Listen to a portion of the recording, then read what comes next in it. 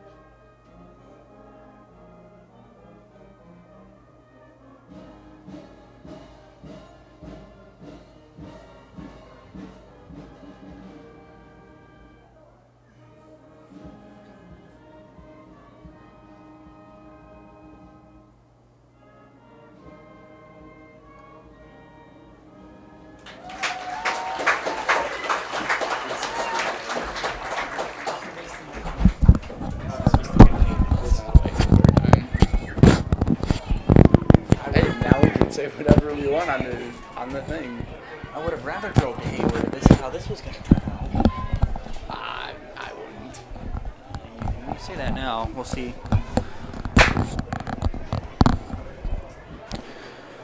All right. Good evening, nobody. Welcome. Hey, this is gonna be the best part about doing this. We don't have anything to really worry about. All right.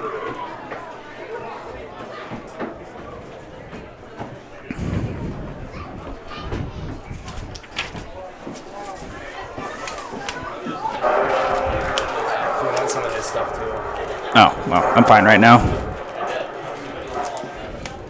No, it's like, didn't know if there are two sides to this sheet or not. Well, they don't really necessarily, you get what I mean.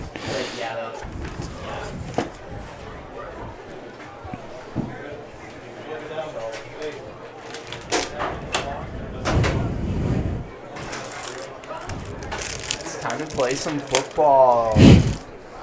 Okay, we can at least act like we're broadcasters, though. True.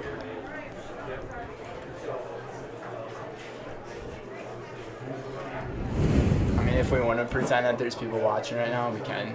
We can. I mean, might as well do something on this Friday night. All right, well, good evening, everybody. We welcome you to Wyoweega, Wisconsin for tonight's CWC small, no, not small, I believe it's a large. Yeah, CWC large matchup between the Spencer Columbus Catholic Rockets and the Wyoweega Fremont Warhawks. Jack Weber, along with my main man, he knows the score. It's Brendan Retzloff. How are you doing tonight, Brendan? Tonight's going to be a pretty interesting matchup. I mean, we've seen how each of these teams have performed throughout the year, but I'm expecting the Wyoweega Fremont Warhawks to just go out in this one and be able to really ball it out on the field as they're playing the Monday Night Football music. Yeah, on Friday. Yeah. Interesting call there. Welcome to Monday Night Football. I'm Howard Cosell. It is a good thing, though, that we're back together in the broadcast booth, being able to do Might this. be a trend for the rest of the season. We're working together next week twice. Once again, it feels really good to be able to get back into the football season, do the commentary. This is actually my first time doing commentary up in the booth, like full time for a game. So I'm excited for this. Yeah, this should be an interesting game. Again, Spencer Columbus Catholic coming in on the year 0-4, coming off a 62-0 loss to Wittenberg last week. They have been outscored 185-21 by their opponents. And Wyoweega Fremont is 4-0. They're tied for first with Stratford and Wittenberg in the CWC Large. and they have outscored their opponents 177 to 55, and they won 40 to 20 over Nakusa last week. So, kind of a contrast, pretty much a tale of two teams, really. Yeah, it's definitely a tale of two nines there, Jack. If you're looking at the front nine of this Rockets team, it's Greg Ostrike. He really needs his guys to step it up on the offense and the defense. So it's not just one side of this Spencer Columbus team that really needs to get back into their work. It's both sides of the ball. As for, I believe the head coach for the Rockets, according to WisSports.net, was Jason Gorst, the principal of Spencer as well. So that was the name they gave on WisSports, so we're going to go with that. Good for Jason to do all the heavy lifting and work in that moment. Then. He's an everyman. Spencer will kick it off. Warhawks will start on offense as back deep to receive is Braden Arndt. I will say it is a beautiful night for some Friday night football. As well as Chris Gunst and Cameron Zielke back to receive for the Warhawks. So we'll get our look at the Warhawk offense first. Like we did have rain in the broadcast or the forecast. I think it rained a little bit in Point. I think it rained a little bit in Point today. So, but looks like it's going to probably hold off. It's just going to be a cloudy night. So that's better than, but so far this season, Weyauwega Fremont has scored 4 wins. Started the win with a 37-28 win over Belleville. Shut out Rochholt 50-0. Beat Manawa 50-7, and then a 40-20 win over Nakusa last week. It's been tough is being. I hate to say this, but a tough season is being generous to Spencer Columbus. Coming off a winless season last year, they technically got 1 win because the loss against Amherst counted as a win because of the disqualification of Amherst season. So a winless season.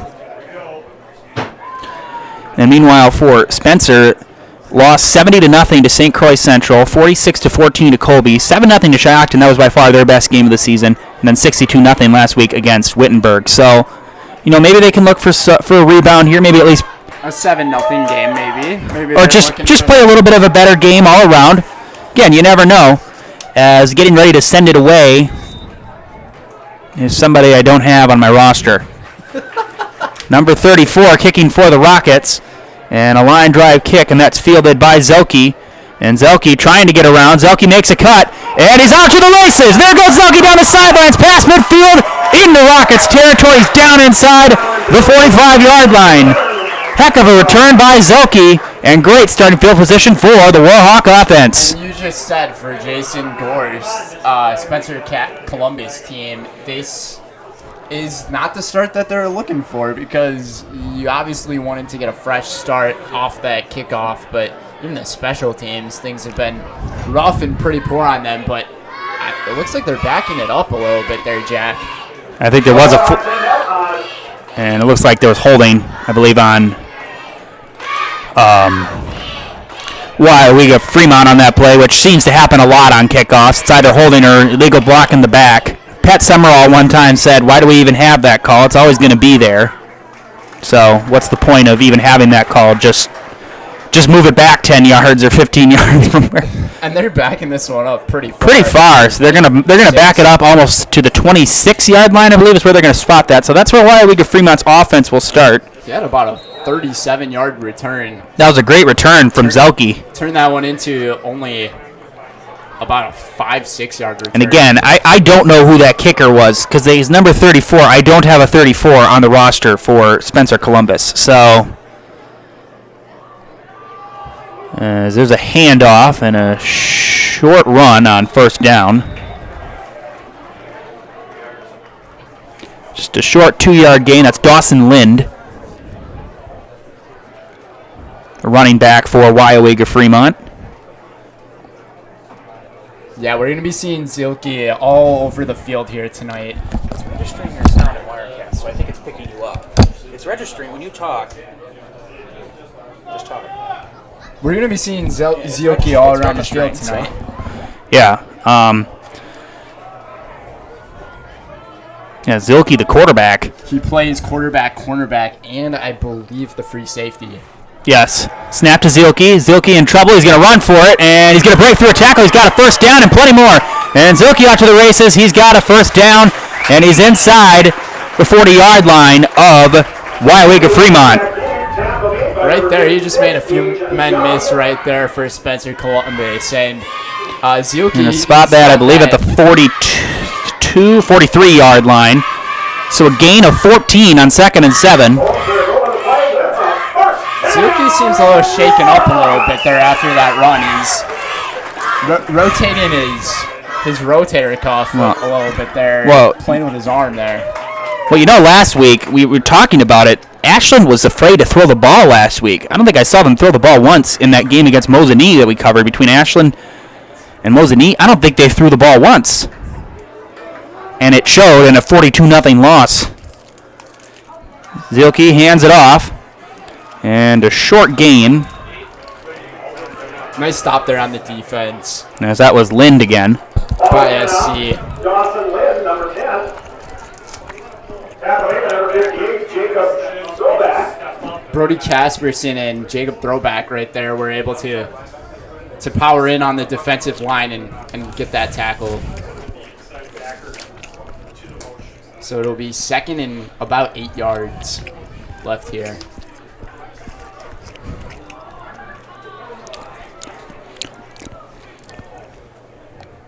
Zilke face and hand off to the outside. There goes Braden Arndt, and Arndt's got a first down and plenty more, and he's in to Spencer Columbus Catholic territory. We got a flag. We'll see what the call is. This may come back.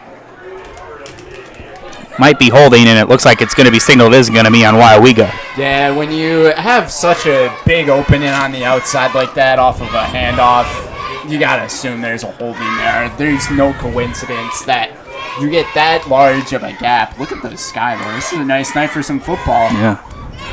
Again, we apologize for the view with the pole. It's kind of right in the shot, but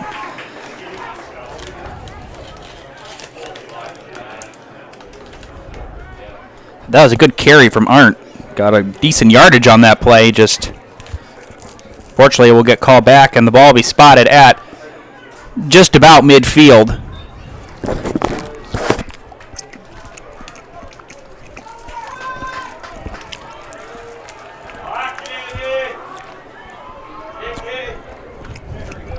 .30 to go. Here in Zilke throws, pass is caught, and making a couple moves, making a man miss. And that's going to be a first down for Brock Billington. Zilke passes to Billington, number 25. And Landon. Zilke looked very calm and collected right there in the pocket. He had all day to make that throw, and then No, his O-line bought him time. That's a big thing as a quarterback. Something that Aaron Rodgers maybe not spoke too soon right there. Not in my opinion. I don't like Aaron Rodgers anymore. So Zilke rolling around. Zilke's got a block. Nice block thrown there, and a big hole and a first down, and plenty more. What a block there by Caston Hoffman. Hoffman laid that big block. He allowed Zilke to spring free and get that first down. If he doesn't make that block, Zilke probably doesn't get the first down. Hoffman saying, "You want some pancakes? Here you go. I'm going to serve you some pancakes for you." Getting some love in right there. Going to the sideline. So 1st and 10 coming up here for the Warhawks at the 26-yard line of the Rockets. Just look at how big that dude is as well. I mean, you take a big pancake block like that, it's going to be hurting for a while. Snap to Zilke. Zilke looks, throws. That pass is caught. And spinning away and making a move. And getting near a first down is Hunter Meisenhelder. Hunter Meisenhelder, number 2. Tampa Bay by number 5. The Rockets Landon Veslick. Once again, calm and collected in the pocket is Zilke. And able to find his man, Meisenhelder, and it almost looked like it was a wide receiver screen, but I think he just stayed in the flat to receive that pass and picked up some good yardage after catch, which is a very important stat as a wide receiver. That's a great move, too, to get some extra yards after the catch. Couple of substitutions too. Yeah, as Lynn's going to come out. First and 10 at the 15-yard line of Spencer coming up here for the Warhawks. Zilke running with it, and he's got a hole, he's got a seam, and he's got a touchdown. 6-0 Warhawks.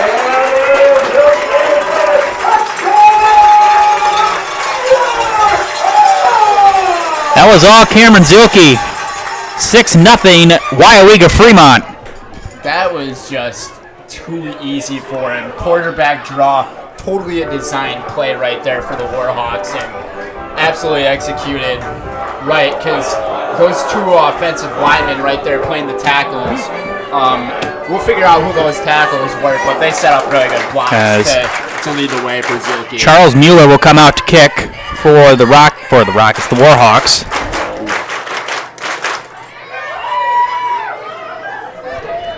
As Mueller will kick, Parker Wilson will hold.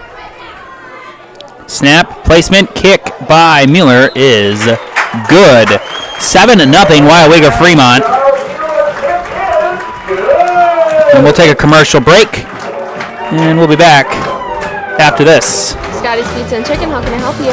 Scotty's Pizza and Chicken has been voted best pizza in Marshfield 15 years in a row. Scotty's Pizza and Chicken is ready for your call now at 715-384-8118. Choose drunken chicken, BLT, Western, mac and cheese, sweet chili chicken, and more. Plus, Scotty's has roasted chicken, fish, sandwiches, salads, and desserts. Scotty's Pizza and Chicken, 715. Granite Shop, we take great pride in what we do. We offer high-quality natural stone granite as well as a huge selection of man-made stone.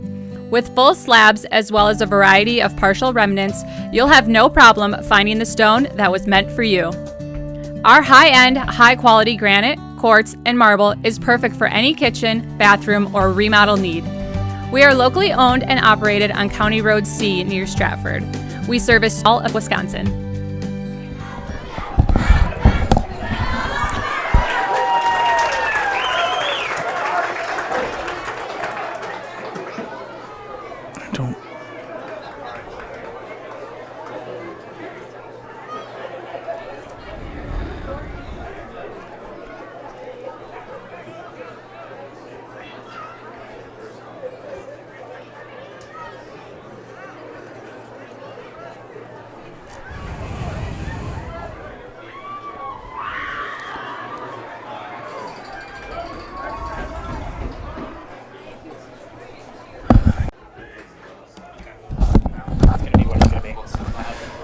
All right, we're back here as kicking it off is Mueller, and that will go into the end zone just barely for a touchback.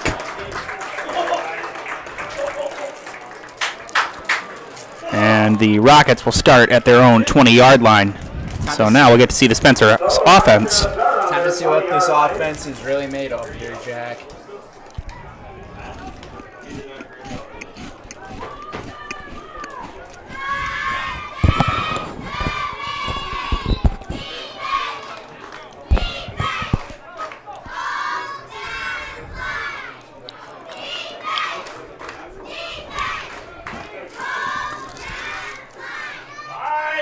As they're going to start with a run and a short gain.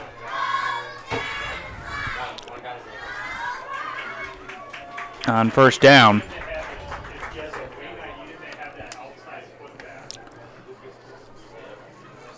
By Beselic.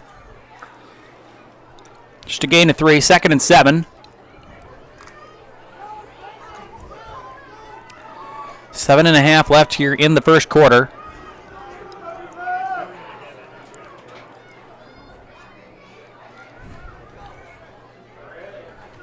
And off the edge, wrapped up and taken down.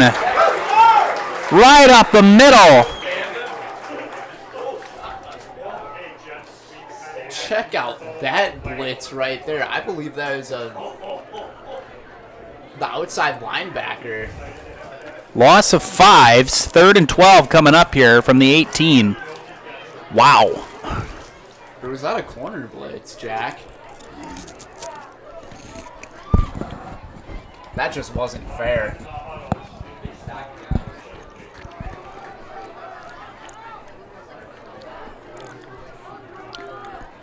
3rd and 13. And the snap, rolling back, throwing. That pass is incomplete. I like the play call that they had, though. I mean, you have a 3rd and pretty decently long. Go with that halfback screen. Just wasn't able to execute it after the throw. In the end, that drive goes for -2 yards in total. Yeah, not to start year 1 in if you're Jason Gorst and SC. Number 34 will come up and punt it for. Again, I don't have his name on the roster. So. And that's a bit of a predicament. High snap, fields it, and just got it away. And that will take a nice rocket bounce. And it will be spotted just inside the 40-yard line. And that's where Wyoweega Fremont will take over. 7-0 Warhawks. 42-yard punt. Good punt. Warhawks take over on their 39-yard line.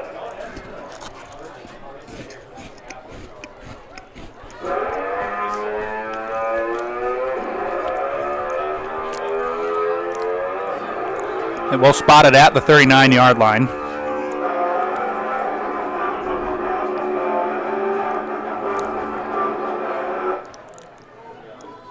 On this drive, I would not be surprised to see a lot of runs from the offense of Wyoweega Fremont.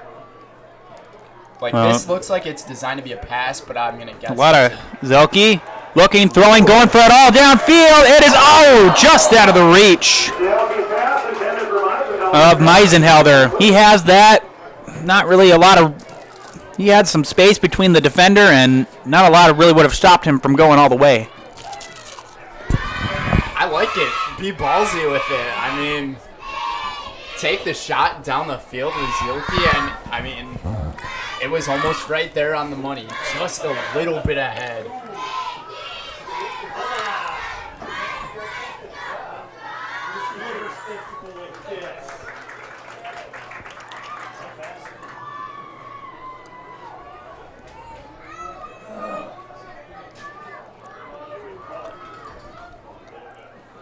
Zielke's going to throw. That pass is caught and brought down immediately by Mueller was Chris Gunst.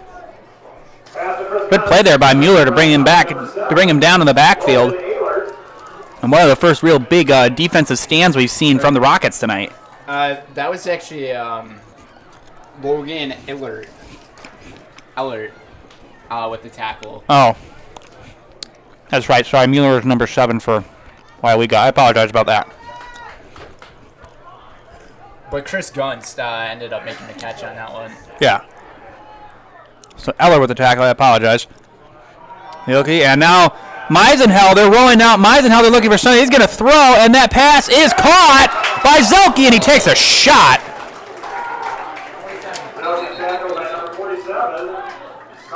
He got leveled by Carter Lepke, but a first down. Great creative play calling there. Meisenhelder throwing to Zelke.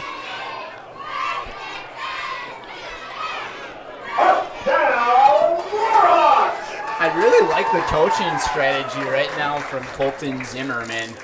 He's like coming out there hands down. We are going to use these trick plays and be able to possibly execute them. Right there, that was one of those plays being executed. Almost looked like the Philly special.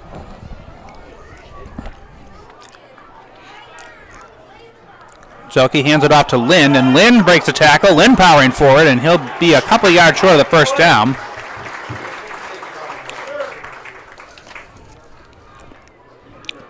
Gage Young and Teddy Meyer there to bring him down, Number 50, Jacob Sobak. as well as Sobak.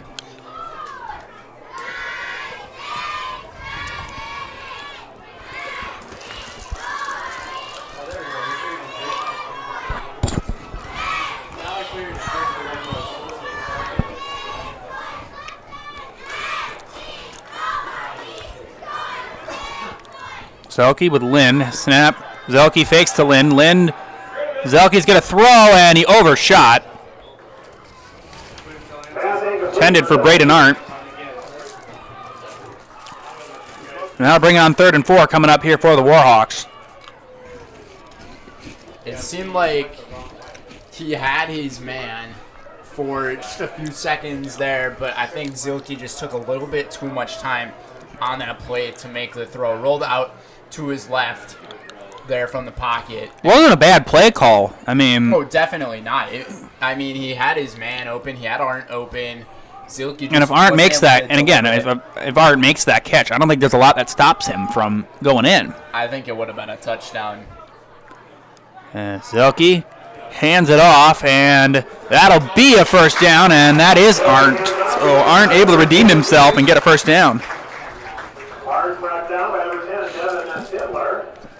Once again, a nice end-around play. Almost like a jet sweep, essentially, there.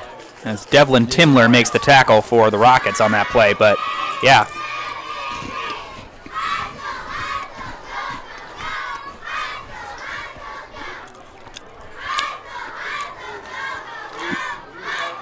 Yeah, not everything offensively has to be this big explosion. You can make small plays and make a difference. That's what Waiawega Fremont's doing. Very methodical drive right now from Coach Zimmerman. High snap. Zelke hands it out to Arndt. Arndt trying to reverse upfield, and he'll get a couple yards. That right there, same play, just flipped it around the other direction. But like you're saying, they're taking their time with their drive. We have a little over close to 3.5 minutes left here this first quarter. It's only 7-0, but I really like what I'm seeing from this Waiawega Fremont team. Almost kind of like the Philadelphia Eagles last night, doing a lot of their running game on the Minnesota Vikings, and it was just working. Zielke, high snap again. He's able to control it. Zielke's going to throw downfield looking for Arndt into traffic, and that is caught! What a catch by Arndt, even though he couldn't get it on camera. He just mossed him. I know you guys weren't able to see it, but that was a wonderful catch. Burkhauser was in the vicinity. To the 5-yard line. All the way down to the 5. The way he just got up there over the defender and said, "Nah, not today. I'm making this catch over you, pal." And again, how about that protection from that O-line? They've just done a great job. Zelke keeps it himself. Zelke running forward. Going to be close. I think he'll be a little short. I think they're going to maybe mark him down to the 1. We'll see where they spot him. He's going to be just a bit short. They'll mark him down to the 1. Here comes the QB sneak effort, I would assume. Just push him right into the end zone. Zelke will push forward and go in. Touchdown, Warhawks. That's all they needed to do.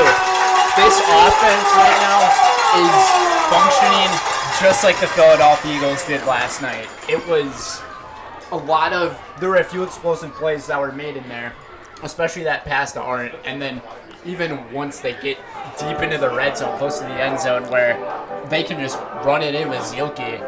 Just perfect execution. 2 stellar offensive drives as Mueller will come out to kick.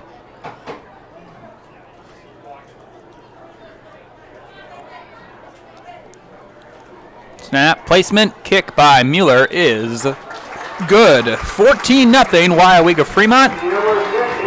With 2:25 left here in the first quarter, we'll take a quick commercial break, and we'll be back after these messages on Zaleski Sports. I had an employee at once ask me to prioritize family, faith, and business, and I put them in that order in particular. For each one of our employees, it's family first. You do what is best for you and your family. Then the rest of it will take care of itself. It's about making sure you live. All right, we're back. 14-0 Waiawega Fremont, leading Spencer Columbus Catholic here on Zaleski Sports. 2 rushing touchdowns tonight for the quarterback.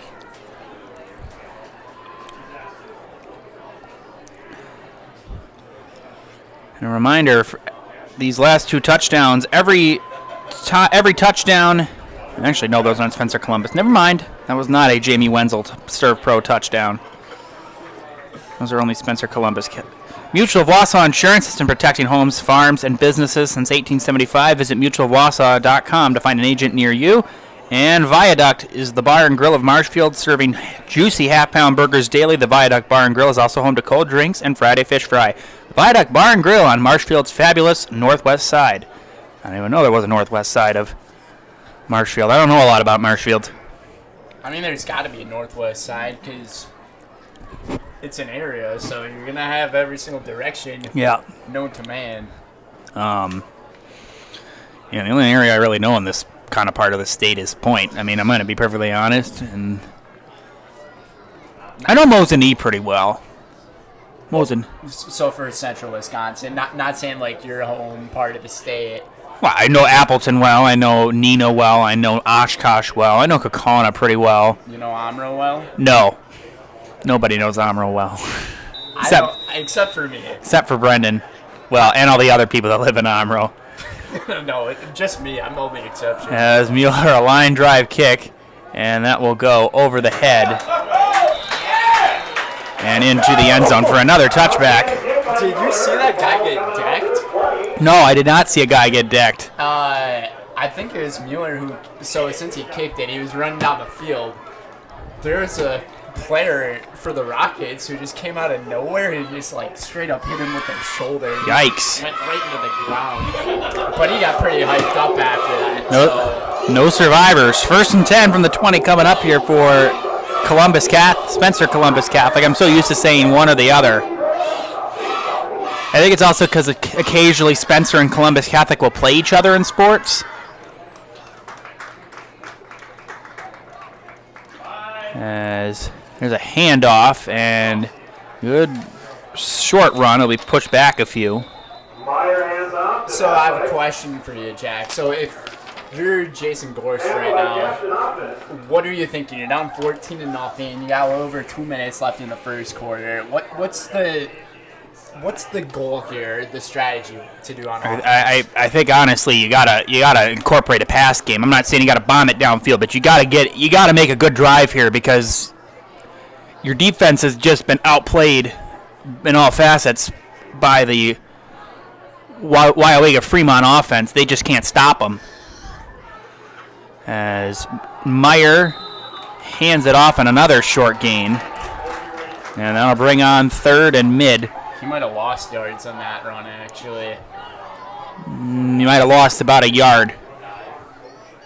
Yeah, now that you are in this 3rd and 5, 3rd and 6 type of situation. Yeah, 3rd and 6. Lost a yard on that play. It's time to pass it down the field. You got to make that. You got to play. change your game plan here, otherwise this game is going to slip away from you before you can even start it. And Meyer hands it off and powering forward, and that'll be close. I think they're going to give it to him. As that was Landon Beselick, and they are going to give him. They're going to move the chains. So a big pickup there for the Rockets on 3rd down. A gain of 7. So yardage they needed plus an extra yard. First down picked up of the night for this team as well. Maybe that'll give them an extra boost of confidence, especially after both of us thought they should pass the ball. Well, at the end of the day, we don't make play calls for Spencer Columbus. They can do what they want. We're just pointing out we're not Tony Romo's in the broadcast booth. Handoff as like they've kind of been switching between as kind of Teddy Meyer and Burkhauser have kind of been switching quarterback duties. I've noticed that. I was wondering why are there 2 different numbers playing quarterback? Past two snaps, it's been Teddy Meyer. That play, it was Cal Burkhauser. I apologize. That was Beslick on the carry. Gain of 4, 2nd and 6. This will most likely probably be the final play of the first quarter. A quarter that has been dominated by Wyoega Fremont offense. As handoff and another short gain. And again, the problem with doing the run game all the time is they know what you're going to do. And it's not just that. They're running that same run play. There's the one halfback coming out right behind the tight end in motion, and then just taking it up the field. And speaking of the devil, that is the end of the first quarter. Wyoega Fremont up 14-0 as Spencer Columbus will take over from the 35 when we come back after this quick message from Next Step here on Zaleski Sports. Really got to understand what what a nurse is. Do they focus on you? You know, do they make sure that you're comfortable? And you know, that's what Shai has. It's the connection that he has. You know, my best interest in mind always.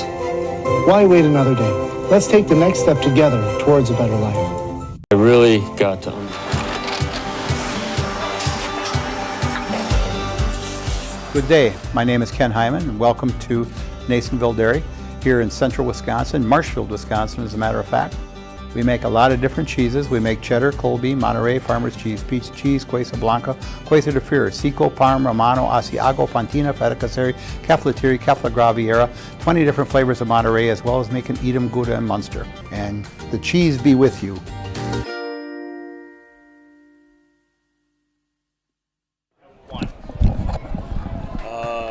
Welcome back, everybody. Today's game is presented by Fleet Farm. Fleet Farm has everything you need as you get ready for hunting season.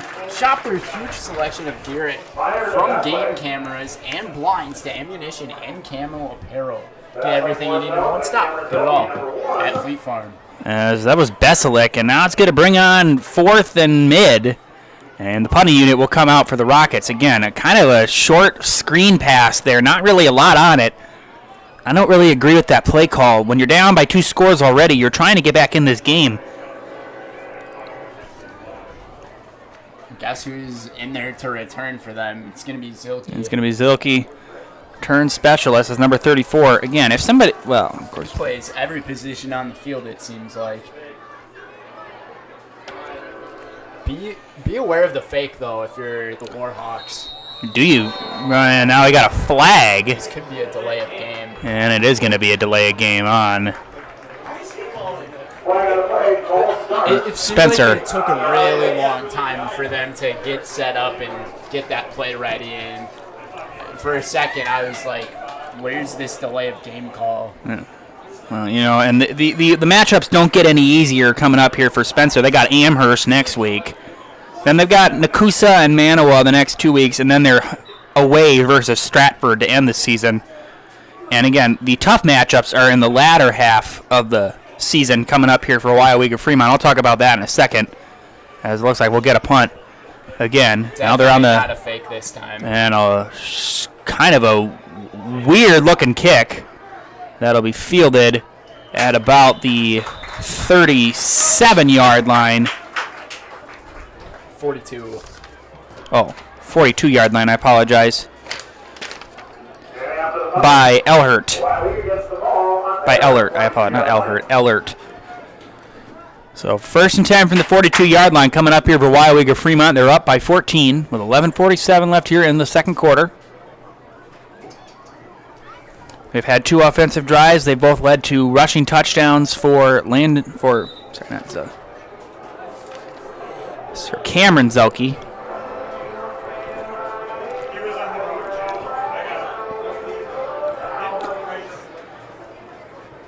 Zelke with Lind in the backfield. Zelke is going to throw. That pass is caught by Arndt, and Arndt got a seam in. He's got a first down. As he's into, again, they're into Rocket territory.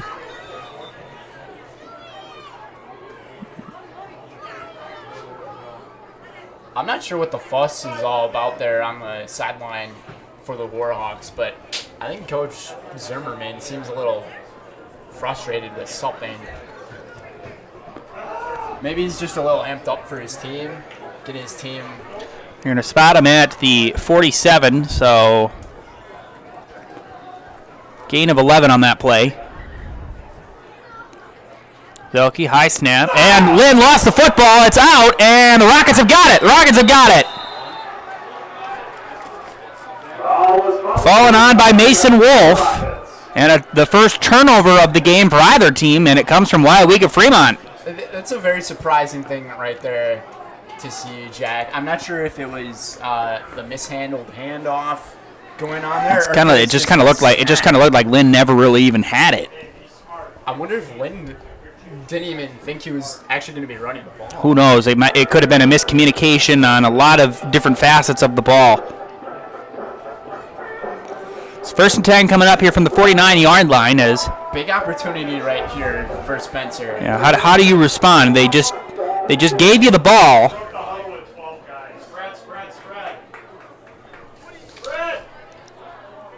As Burkhauser.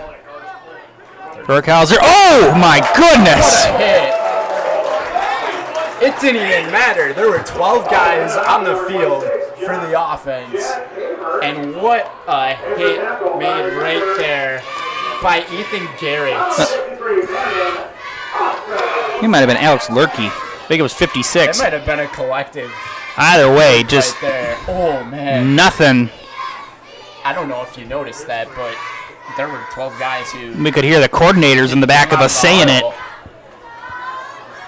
And right after I heard them, I was like, oh, I got to count how many guys they got on the field. Burkhauser out there again.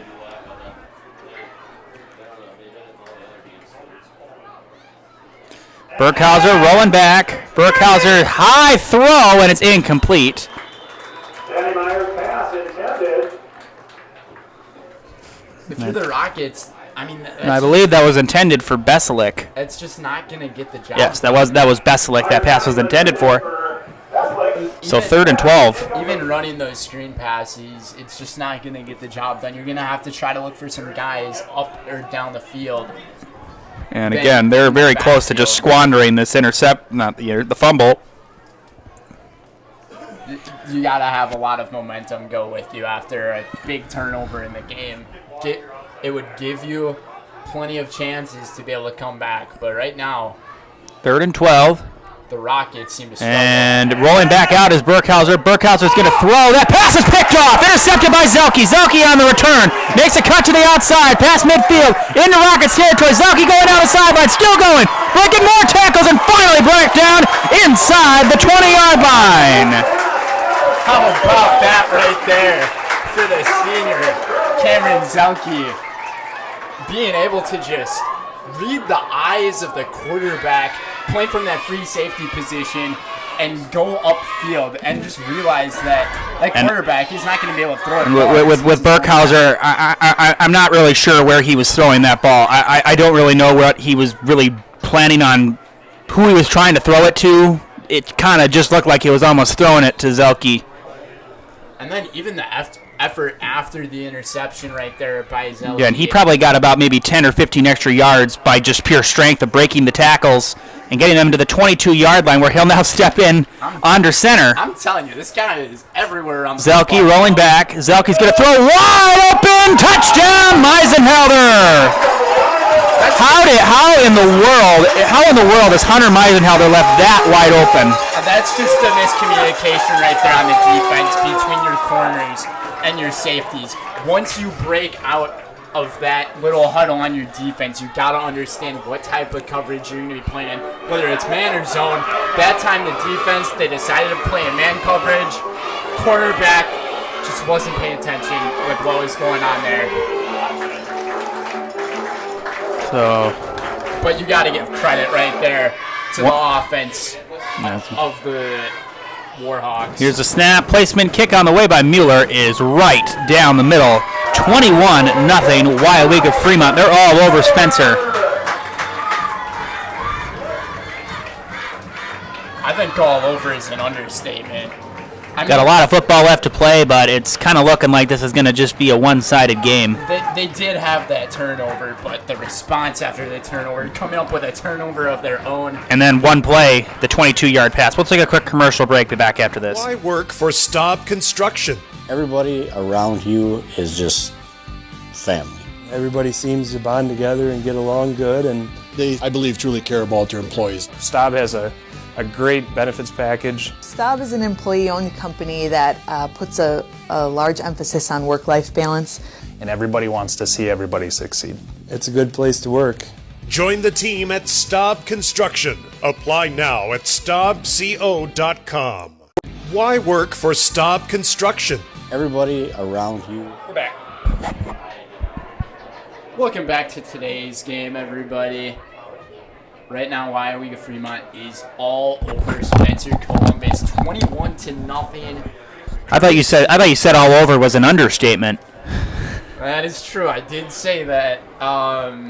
I am eating my words, but 21-0, courtesy of 3 touchdowns from the quarterback, Cameron Zielke, 2 rushing touchdowns, and then the passing touchdown, 22 yards. Mueller will kick. 2 kicks so far have resulted in touchbacks. Besilek, one of the men back to receive for Spencer. It's kind of just been a drag offensively for the Rockets tonight and defensively, as Mueller, a short kick, and that will be fielded on a hop and returned from about the 5 and making it just past the 20.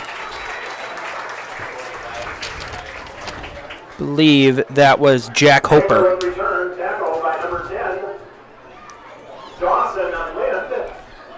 Lynn on the tackle, and again, he did just make it past the 20. I think they're going to spot him at like the 21, 22 yard line, 21 and a half yard line.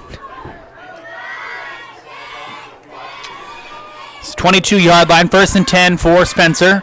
Get the big guy out there on the field, rushing the guy in the defense. As the handoff goes to Besilek, and Besilek makes a big cut, and he's got a 1st down. And there's the first big explosive play we've really seen from Spencer's offense. Probably broke one more tackle. He might have been able to break free and go into Warhawk territory. Good run there from Besilek to get the 1st down. Let the 6'4", 210-pound senior get right up there and be able to make that cut around the edge, cut it upfield, and nice get a good game. 16-yard run on that play from Besilek. Ran over a couple of defenders. By far the longest play from scrimmage from Spencer tonight. As handoff and taken down immediately. Widman tried to get around, he could not. Brought down in the backfield by this fantastic Warhawk defense.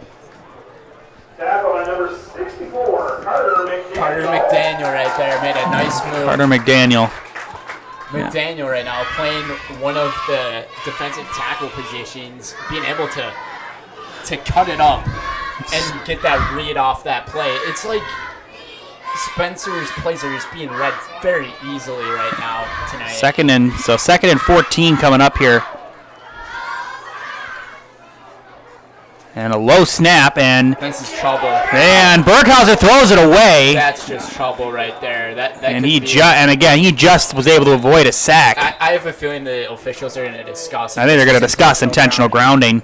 There was not was he out of the pocket? That's the question. I don't think he was, because he was already in the arms of some of the defenders. But we're going to see what these. I think they might have actually ruled that. A fumble? I think they ruled that a fumble, so they're going to spot it where the ball went out of bounds, so he's actually going to lose yardage. They just called it intentional grounding out. Oh, they did? Okay, all right. I didn't see a flag. I think they... Well, you know, Brendan, as hard as it may seem, there was a time when Spencer Columbus Catholic was a good team. They made the state championship 2015. Lost to Amherst, bad, like 49-0, but that was when Garrett Groshek was play calling for Amherst, part of that three-peat of state championships for the Falcons. I actually got to talk with Garrett Groshek a little bit with my time in Amherst when I was doing this. Here's a throw by Burkhauser. That pass is caught and nowhere near the 1st down as Besilek, and it'll bring on 4th and very, very, very long. But as I was saying, I actually got to talk with the former Badger for a couple of minutes out when I was doing sideline reporting there, and he said that this Amherst team, they're quite a bit of a younger team this year, but he has a lot of confidence in what their guys are going to do. They even picked up a few other guys. You also didn't you talk to Biadich for a little while too? Tyler Biadich? Yes. That was during basketball season. And we got a whistle. Tyler Biadich, yes. And a timeout. I believe it's called by Spencer. We can keep it here. I can tell that story a little. Yeah, go ahead. But, let Brent. I had the chance to actually talk to Tyler Biadasz. He, former Badger, he plays for the Dallas Cowboys, and he actually was a Pro Bowler last year. And when I talked to him, it was just when he got back from that Pro Bowl in Las Vegas, and I asked him how he was feeling with how his team was playing throughout the year, and he said he felt really good with how he was playing. He felt good with the team chemistry in Dallas. And I didn't really get to talk to him about the future of the Dallas Cowboys so for the next season, but I mean, we just saw them play in week 1. Absolute domination, 40-0 game over the Giants. But Wisconsin's always been known for producing good offensive linemen. Not only him, but Ryan Ramczyk, who has been an All-Pro and a Pro Bowler for the Saints a number of times. Mark Tauscher, who had a long career with the Packers. Won't be a Hall of Famer, but he still was able to sustain and play well. You know, things that can always produce that defense. Look at J.J. Watt, Joe Thomas. Exactly. 2 Hall of Famers there. J.J. Watt, not quite yet, but he will be eventually. Joe Thomas was inducted, I believe, in this most recent class, along with Darrelle Revis and Rondé Barber. Line drive punt. That's a pretty good punt, actually. And Arndt's going to have to go back to receive it. He will field it on a hop and take it up, pass, and get into Rockets territory. A nice return there by Arndt. We got a flag down. We'll see what the flag is.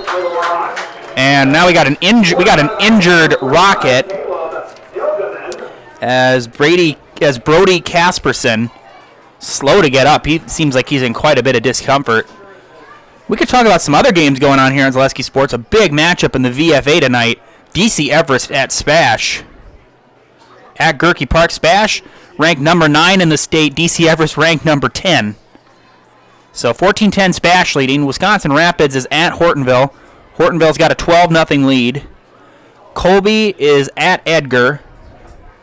Edgar leading Colby. Colby's number 4. Edgar is number 5. Edgar's leading 14-0 right now. And Wittenberg and Amherst currently tied at 7. Wittenberg ranked number 7. We got a lot of ranked teams in action tonight. Wausau West all over Marshfield in the second quarter, 27-0. Chippewa Falls is at Eau Claire North, as it looks like Casperson's able to get up. That's good news. Chippewa Falls is up 17-0 on Eau Claire North, who's ranked number 14 in our polls. And finally, Pittsville, who is number... well, that's not a great feed. Number 6, and Auburndale, who's number 5. They are currently scoreless in the second quarter. They're almost at halftime. And last night, Pacelli took down Rochelle 36-12 at Gerke Park as the Cardinals snapped their 3-game losing streak. And again, they're entering the better part of their schedule now. They face Loyal, Iowa Scandinavia, and Kingdom Lutheran Prep. And they've got Assumption next Saturday. So we'll see how that goes. Assumption has taken a step back this year as well. They've gotten roughed up in their last 3 matchups against Pep and Alma, Pittsville, and Marathon. First and 10 from the 48-yard line. It looks like they moved him back. I think there must have been a block in the back or holding on that return. Still good field position starting off here for the Warhawks. Zelke with Lind in the backfield. Zelke is going to throw, and that pass is caught, and making a couple moves and getting near the first down. It'll be a couple yards short, as that was Chris Gunst. As he goes, as again, Warhawks into Rocket territory. They should maybe just set up tents there. They've been there so much. And again, Spencer, you'll see them next week. We do cover them. We're your home for Spencer Columbus Catholic football. They will be home versus Amherst next week. They'll have 2 home games and then 2 away games for the rest of the season. Again, home versus Amherst and Nakusa, and then they'll be on the road versus Manawa and Stratford. Manawa for them is a winnable game, I think. 2 evenly matched teams, so you can maybe pick up a win. Zelke, a backward pass, and Arndt wrapped up, and the ball's out. It's scooped up, and back the other way, and that's going to be a Rocket touchdown unless they catch him, and they won't. Wow. I didn't even think I ever saw him lose the ball. It's a touchdown for the Rockets. Exactly what Spencer needed. I can't even tell you what just happened there. All of a sudden, I saw Zelke hand the ball off or pitch it over to Arndt. Yeah. And then all of a sudden, 2 defenders were. Well, it looked like he was going to be stopped. It looked like the play was just going to end there, and then Wow, 56-yard fumble return for a touchdown. I don't even think it was fumbled. I think he might have just. I think he might have just ripped it out of the hands of Arndt. I think you're right, because I don't think I ever saw like the ball like hit the ground. Either way, a big relief there for Spencer as they finally get on the board. That's got to be their first score in a long time right there. And that is their first score, I believe, since week 2. Low snap and a short kick, and it is not good. Well, it wasn't a good kick, but it's no good. Like it's a short kick. So 21-6. 21-6. We'll just keep it here. I'm still trying to process that play. Like, it almost seemed like Waiwega Fremont wanted to do a little bit of trickery with it. Like, Arndt could have possibly passed the ball. But then I think he just didn't have enough time at all because there were 2 defenders all up in his face. Why are you all up in my face? And then all of a sudden, I mean, you just That's kind of what it sounded like when you say that. Why are you all up in my face? You kind of just, like, saw it happen. It's just like a boom, bang, bang type of play. And all of a sudden, 21-6 now. Yeah, so with football action, yesterday the Eagles took down the Vikings 34-28. This Sunday, it's Packers-Falcons, Raiders-Bills, Ravens-Bengals, Seahawks-Lions, Chargers-Titans, Bears-Buccaneers, Chiefs-Jaguars. That should be a good game. The Chiefs and Jaguars. Chiefs and Jaguars, a rematch of the divisional playoff last year that Kansas City was able to win, but not by as much as I think people thought there was going to be. That is the game Patrick Mahomes had that ankle injury. Yeah, and Chad Henne actually came and did a good job in relief. That touchdown drive that he had. Colts and Texans, Rams, 49ers, that should be a good one.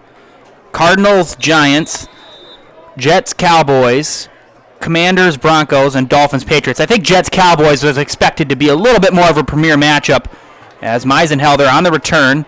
And now he'll give it to Zilke, and Zilke is going to break a few tackles and find a seam and break more tackles. Hell, that return by Zilke is able to get probably about a good 5 or 6 extra yards on that return and take it near the 35-yard line, and that's where Waiwega Fremont's offense will take over with 7:08 left here in the second quarter. How many times are we going to call Cameron Zilke's name out here tonight? I don't know. There's still 7:08 left here in the second quarter. It's been absolutely wild. Seeing him go all over the field, playing from quarterback to corner to free safety, punt returner, kick returner, you name it. Every position. And when he's not throwing the ball, he's running it. He's had some good running plays. He's had 2 rushing touchdowns tonight. He's got a passing touchdown. He's got an interception. And he's made some nice kick returns tonight. Looks like there's going to be a pass. Zilke's actually going to keep it himself on the quarterback keeper and get a short gain. Another. Fumble it again. They fumbled it again. I think Waiwega Fremont was able to fall on it. And it looks like it based on no celebratory. Zilke got the ball back. Zilke got the ball back. It looks like, though, he did fumble it. Again, 2 turnovers, though, in this first half. 2 fumbles. Or an interception, whatever you want to call that play on the touchdown for Spencer Columbus. Colton Zimmerman wants to call a timeout here. So, yeah, 2nd and 2. That's not right. It's going to be 2nd and 8. I would think that would be. It's not 2nd and 2.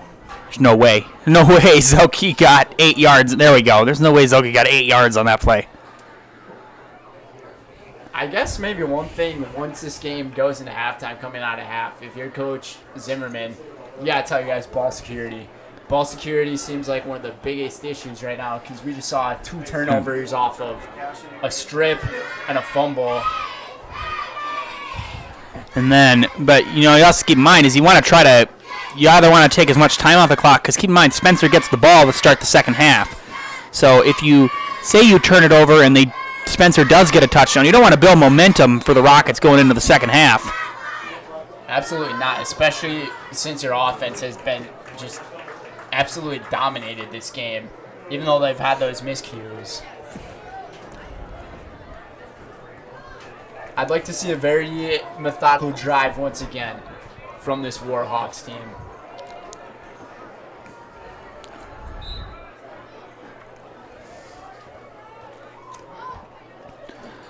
Spencer's only scored 21 points before that touchdown. Throw pass is caught by Arndt, and he'll be wrapped up just a bit short. I think it'll be about maybe a yard, half a yard short.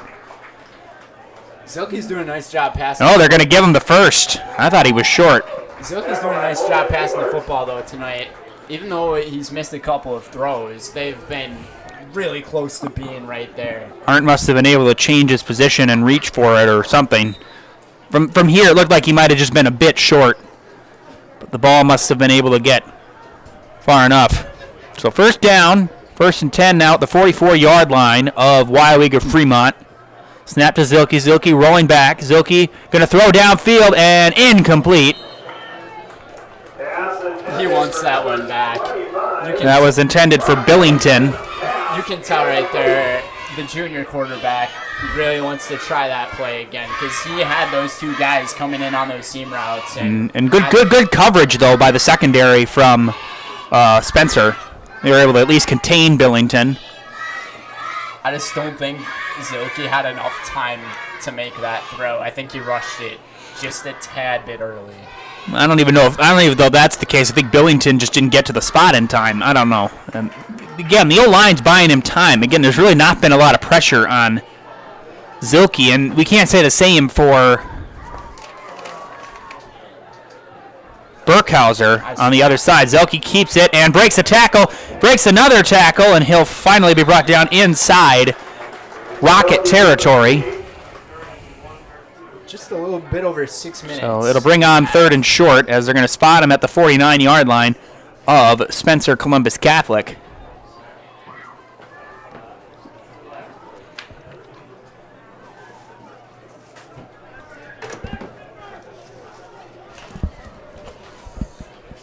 Did we do interviews? Beats me.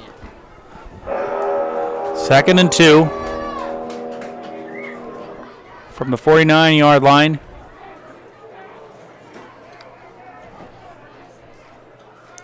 Zilke throws. That pass is caught by Arndt, and Arndt's got a first down and more. And Braden Arndt inside the 40-yard line. I think Beselik was the closest one who got a hand on him that made him stumble a bit. But still plenty enough for a first down.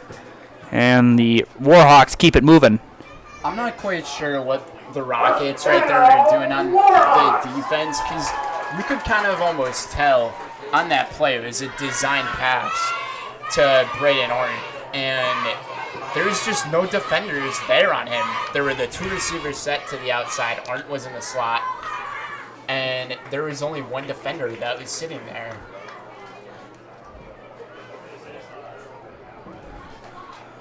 First and 10. Snap to Zilke. Zilke rolling back. Zilke's going to air it out downfield for Arndt. He's got it. Arndt inside the 5. Touchdown, Weyerweger Fremont.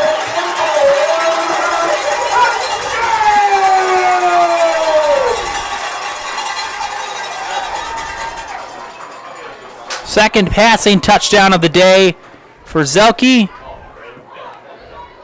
And 27-6. Warhawks leading the Rockets as they're rolling right now. You can tell that Braden Arndt, that is Cameron Zilke's man. He has been doing Between him and Meisenhelder tonight. As Mueller will come out to kick. Snap, placement, got a flag. The kick is good, and looks like it'll be a false start on Weyerweger Fremont, so we'll do it again. Mueller's got quite the leg, though. Yeah. For this Weyerweger Fremont team. So moving it back 5 yards maybe isn't quite the... It's not going to affect him at all. Well, at least maybe not as much as some other kickers in high school. For sure. Anybody can miss an extra point from time to time. Yes. Even kickers in the NFL miss extra points. It's college as well. It's something that is just inevitable. Snap, placement, Mueller's kick, and that is boom, no good. Nope, no good. He sent it wide to the left. It definitely had the distance on it, I can tell you that. So it's no good. Touchdown to Arndt. And 27-6. Weyauwega Fremont with 4:49 left here in the first half. Milwaukee Brewers trailing the Washington Nationals 3-0 right now.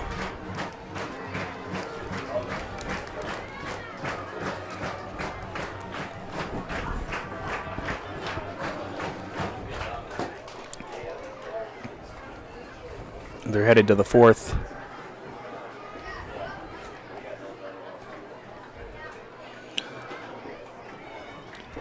Brewers up 4.5 games on the Cubs right now in the Central.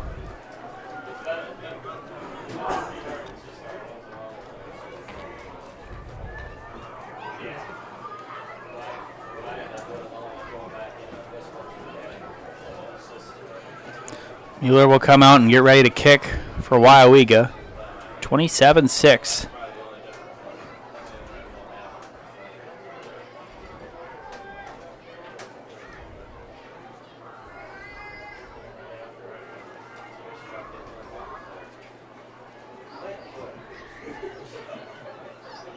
I would have to guess Charles Mueller is a soccer player for this Weyauwega Fremont team. Probably not, because boys soccer's in the fall. He must have played soccer back in his day. Or he's just got a good leg, too. Mueller, kick. And Veslick off his hands, and he's got a fall on it. He does. He makes a decent return at it, and he'll get past the 20. That was Charles Mueller making the tackle on that play. I don't know if you could hear that hit, but from here through my headphones, oh boy, that was a massive hit right there from Charles. So it'll be first down here for Spencer with 4:42 left. Showing a little bit of Pat McAfee action out there. What's that tackle with number 7? Uncle Mueller. We apologize. He deserves to flex there on the sideline. That was a vicious hit. As Burkhouse gives it to Beselick, and Beselick is fighting forward. And a short gain on first down. One of the only true passes that we've seen really was intercepted. And looks like we got an injured player, and it's Beselick.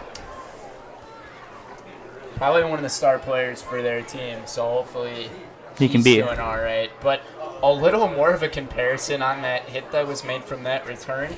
210 pounds, 6'5", on a 5'9", 165-pound kicker. Talk about big tackles right there. Yeah, it looks like it's a pretty bad injury on Beselick. And it looks like he's at least going to be able to get up. But I'm not really seeing any scenario where he might return to this game. We'll see how halftime goes. No, he's able to move his leg. Sometimes he just get nasty hits, and sometimes he just gets shaken up too. That it can happen. Oh, now he's limping off field. Respect to the Weyauwega Fremont team for all of them taking a knee. That's a good thing in sports, you know. There's a couple of times it was a playoff game, like in 2016, I believe, when the Bengals and the Steelers were playing. Again, a rivalry, you know it, but Ben Roethlisberger got injured, and people were cheering and throwing garbage at him when he was coming off the field. Like, that shows so unbelievably that just shows no class as a team. It's inappropriate, has no place in sports. And I do know that at the time, Marvin Lewis, who was the coach of the Bengals, did get fined because he almost supported it. I know the league did fine him. Yeah, when it comes to the professional sports world, some people almost take it religiously and care too much for it, when at the end of the day, it's just a form of entertainment and a game to play that makes you happy. It's a short gain, little to no gain. I mean, to back up and further your point, when I was in Cincinnati to watch the Bengals and the Steelers play Week 1 last year. As that TJ was- Watt ended up getting an injury, and I mean almost every single Bengals fan was against him, and it wasn't a great thing to see. Yes, that was Hepper on the carry, number 26. So 3rd and 5 coming up here for Spencer.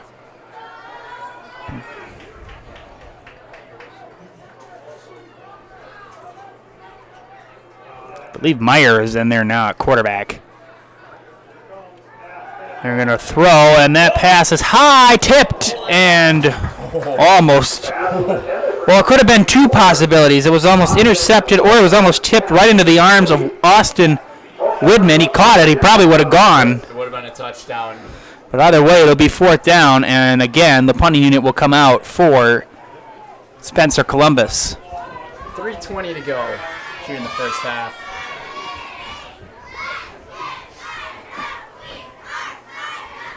And once again, this is just a gorgeous night for some high school football. Very buggy, though. If you really look at the lights, you can see all the bugs in them. Mid-60s, just beautiful day for football.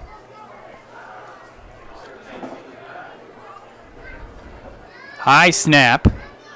And a line drive punt. That's actually a nice punt, as it'll be fielded by Zilke. And let's see what he can do this time. And Zilke, Aspen Field breaks a tackle. We got a flag. And Zilke will go into, but this is probably going to come back. I think we got a flag. It looks like it might. This could be. They were kind of shaking Meisenhelder. You could see Case and Hoffman shaking Meisenhelder, and they're going to move. That right there just seems like a very unnecessary blocking the back type of play, because Zilke he's cutting up to the right side of the field. The penalty happened on the left side of the field. So I'll ask you a question, Brennan. Do you think this deserves to be Big Ten Saturday's game? Penn State, Illinois? I don't think so, but It depends what the games are that are going on, but Ohio State plays Western Kentucky. no. Washington is playing Michigan State. No. Washington's number 8. Michigan State. They're both 2-0. I didn't realize Michigan went all the way up to number 2. Yeah, Michigan, they were ranked number 2, even going into last week. I'm hoping the Badgers can rebound after their loss. Play Georgia Southern tomorrow. That was a winnable game in Pullman last weekend. I mean, again, there were a couple of calls that maybe didn't go the Badgers' way, but I don't think it was the officials were against them, like some games where you can kind of say that there's a flag. Zelke's going to keep it. He's got a big hole. Zelke on to the races. They're not going to catch him. We'll see. This is probably going to come back. It'll be a touchdown. I don't think this is going to count. Yeah, this is going to be going back. Man, it's going to be holding. It's going to be holding. It was a holding on number 6. So holding on. It was Carter McDaniel. With the McDaniel. That's too bad. Zelke almost had his 3rd rushing touchdown of the night. Yeah, it was a pretty blatant call. I mean, Well, they knew it right away. As soon as Zelke took off, again, he had such a big hole on the right side of the field. And there's no coincidence once that happens. The tight end ended up holding on to that block for a little bit too long and got him.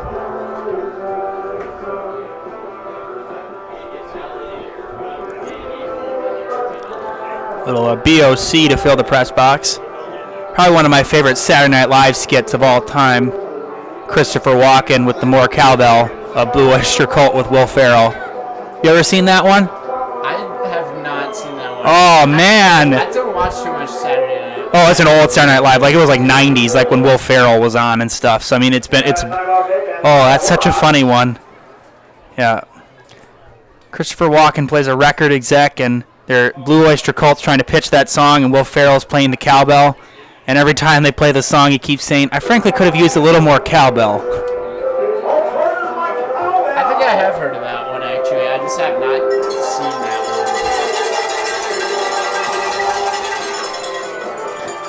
one. Speak of the devil. I have a fever and the only medicine is more cowbell. It's a good one. It's probably on YouTube. Oh, they got everything on YouTube. You can watch practically anything you want. I myself, I'm more so of I watch the golf content out there on YouTube. The good guys.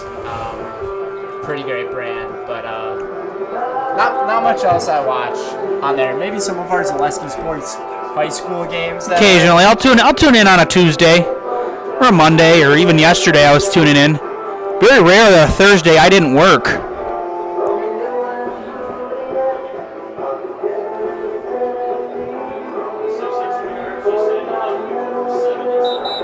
Well, now we got a 1st and 10 from First and 20 from the 28-yard line after that penalty wiped out the touchdown.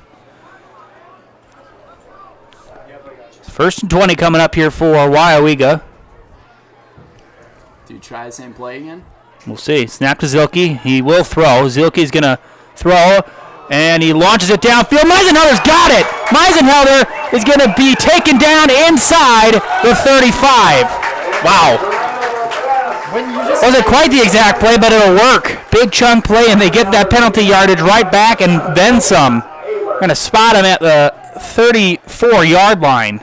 When you just have enough time in the pocket to be able to make those throws down the field from about 30 to 40 yards, and you have a guy with an arm like Cameron Zelke, it's just a walk in the park right there for Waiawega Fremont. Really nice play. But again, like I said earlier, the Warhawks are facing the harder part of their schedule later. Again, after tonight, they are going to be at Shiocton, at Amherst, and then they'll wrap up the season home versus Stratford and Wittenberg. So they're going to face the two top teams. I'm not sure what the call on the field is here. I think they're trying to... I think they're trying to figure out the clock. Yeah, I think that they started the clock too early. You got to wait until the sticks go down the field and get set up. Or maybe they just needed to lower it down a bit. I'm not sure. The clock continues to run. Zilke fakes to Lind. Zilke rolling to his right. Now he's looking for something. He's got to get rid of it, and he's going to run forward, break a tackle, still go. He'll be near a 1st down. Horrible tackling there by Spencer. And that's was also really good execution by the quarterback, because that's turning a play of nothing into something. Again, this O-line has bought him so much time. It's incredible. But again, if I'm wrong, you can correct me, but that's horrible tackling, Spencer, and they are going to call a timeout.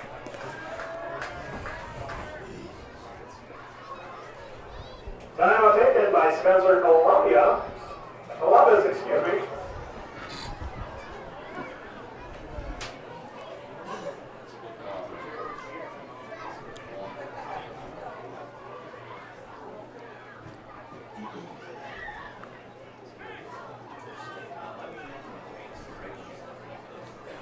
So now that this timeout's called, 2:17 to go, it's 27-6.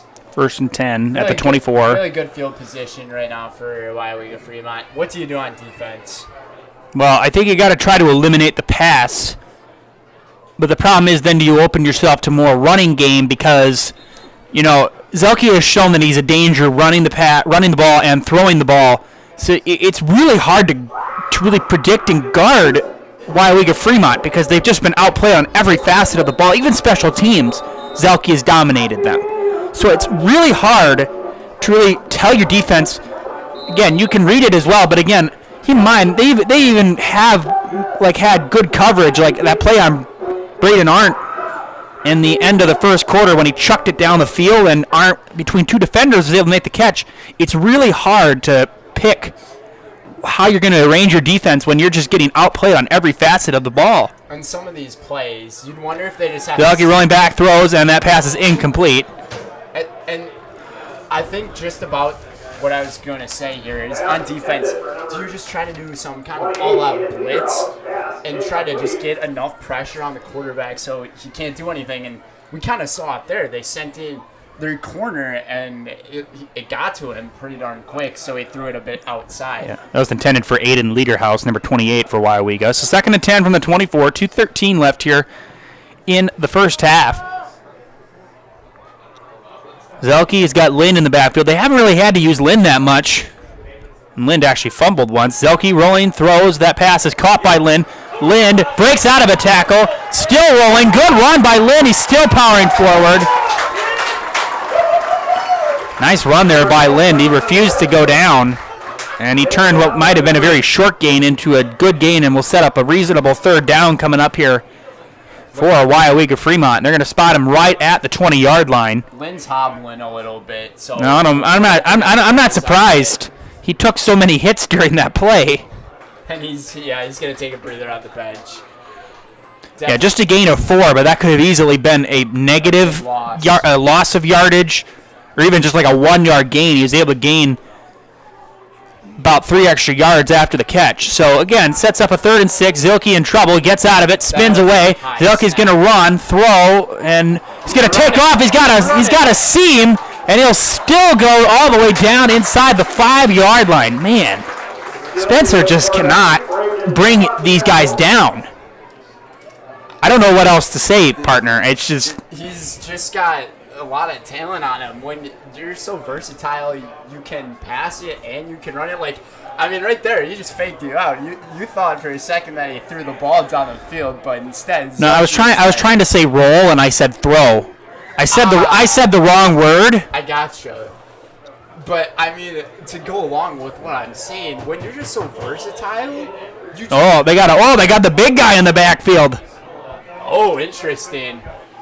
Let the big fella eat. Is he in it? I believe that is And Teller. the pass to the end zone. Throws that pass is caught, powering forward, and a touchdown to Meisenhelder, his 2nd of the night. Have a night, Cameron Zelke. 33-6, Waiawega with 39 seconds left here in the first half. 2 rushing touchdowns, 3 passing touchdowns for the junior quarterback. What a night. And they're going to be going for 2. They're going to go for 2 to try to get back that. What is this formation, Jack? Well, it's very similar to the one they had the last play. They only got 3 linemen. As Teller Alex. Zelke throws. That pass is incomplete. There's a flag. That's going to probably be pass interference. That throw was right on the money, though. By Zelke. I think they're going to call holding, actually. Either way, it's on Spencer, so. Zelke put that ball right where it was needed, even on the holding. So when you have a quarterback with this much talent to throw the ball and also to run, it's pretty scary. You can almost compare this guy right now with Jalen Hurts, how he played last night. And there's, and again, it's, like I said earlier, Spencer's just being outplayed on every facet of the field. Like, there's no facet where they're saying, Zilke fakes to Lind. Zilke's going to throw. That pass is caught, and the conversion is successful. That was Aiden Lederhouse, made the catch and did a nice job just to fall back. So 35-6, Waiawega Fremont. They're all over Spencer Columbus Catholic. As flashback to last year, Waiawega Fremont was on the road, I should say, against Spencer Columbus. Took care of business last year, 42-7 over the Rockets. So. And the first guy to greet all of his players on the field is the head coach of this team. You gotta love the effort. I mean, this is just they've just dominated this entire game, and going into tougher matchups, you got to feel really good if you're Waiawega Fremont. Again, you got 3 very tough matchups to end the season. Imagine ending your season going at Amherst and then being home. Again, at least they're home, but you're going to be home versus Stratford, the defending D6 champion, and Wittenberg, who's going to make a deep run. But again, Waiawega's got a chance to make a deep run in the playoffs. If they can keep playing, again, if they keep performing the way that Coach Zimmerman wants these guys to play right now and minimize those turnovers. Like, obviously, there's that one turnover that was able to give the Rockets points. There's been 2 turnovers, but even with the Lind fumble, 2 or 3 plays later, they got that interception. 1 play after that interception, they got that touchdown. So, again, ball security is going to be something that every team needs to work on. There can always be a game where people will say, "Yeah, we should have hung." Yep. Most of the time, there's going to be at least 1 fumble in a game because it's just going to happen. As Mueller, a little pooch kick, and that'll be fielded and fumbled a bit and recovered, and a nice return, and going all the way near the 40-yard line. That was a nice return. By far one of the best returns we've seen tonight. That was Jack Hoper. And with 31 seconds left, they're going to spot him at the 38-yard line, I believe. Yes, that is where the Rockets offense will start, and maybe try to pull off some craziness before the end of the half. And I don't know if that's a great idea, Jack, because the defense of Wyoming Fremont's just been all over the place.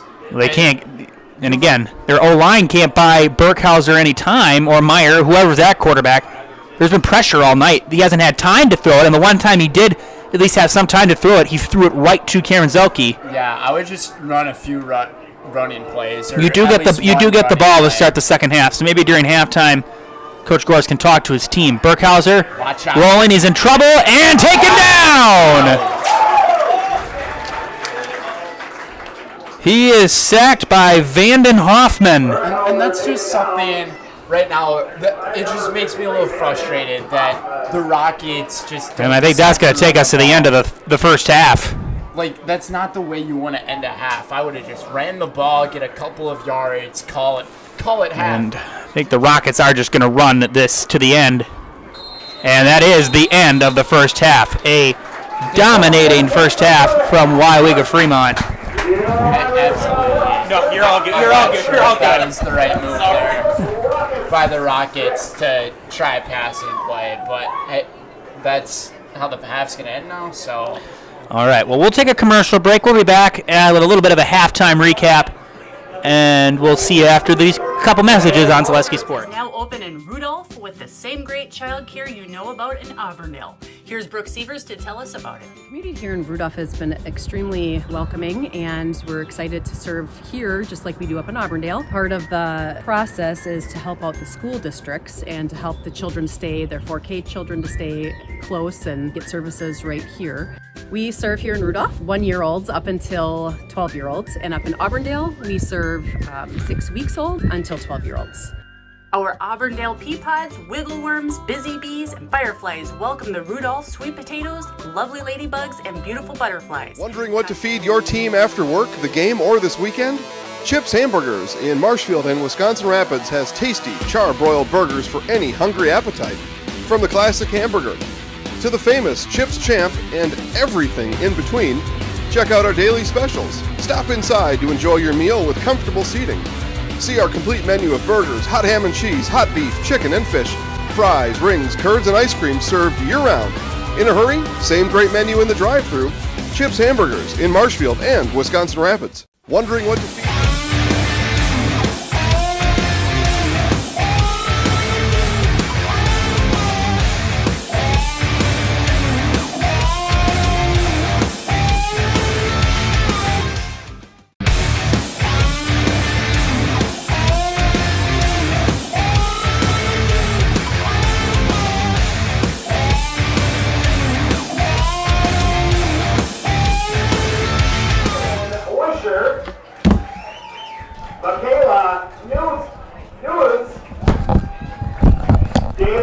Say hey, everybody. It's halftime.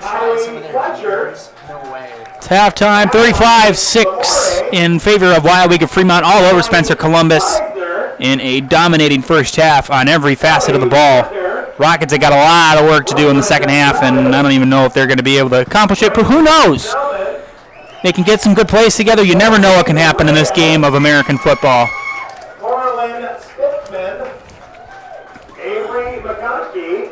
While we're at halftime, we can tell you about some of the scores going on here throughout our Zaleski Sports family. Again, if you're interested in tuning in, you can go to ZaleskiSports.com and on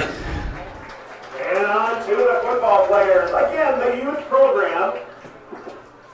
check out any of our live games on our YouTube page. Rowan Klopner. Number 7, Kingsley Pagel. Number 8, Wyatt Mitchell. Again, 2 rushing touchdowns for Zelke, and then a 2 touchdown passes to Braden Arndt. No, I'm sorry, 2 touchdown passes to Meisenhelder and then a touchdown pass to Braden Arndt. So, again. So, Edgar is up on Colby, 21-0.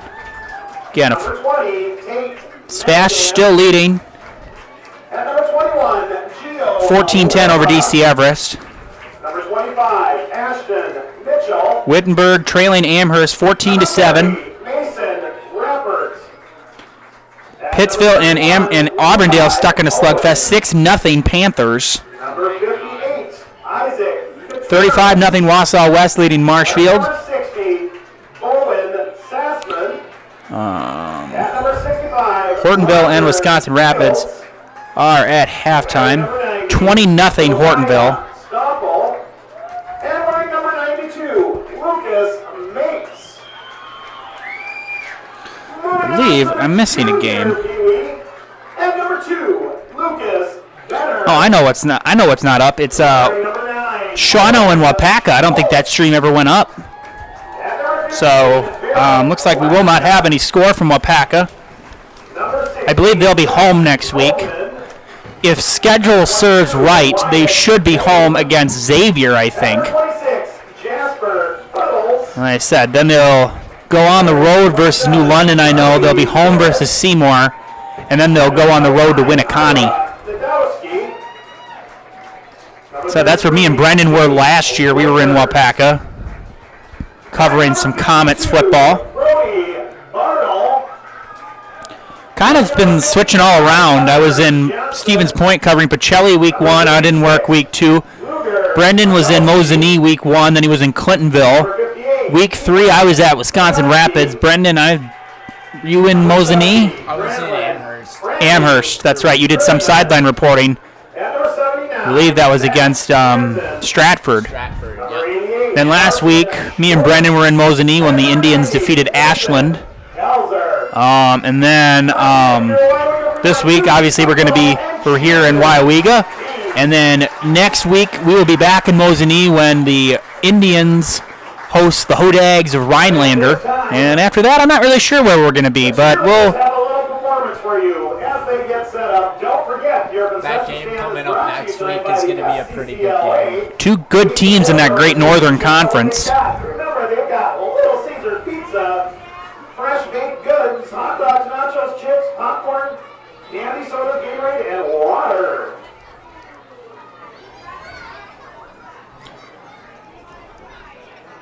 Said Mosinee is at Hayward tonight. We were originally slated to go there, and then I was about to email the athletic director, and then our boss Steve Mays told me that nope, we're gonna put that one on the chopping board tonight.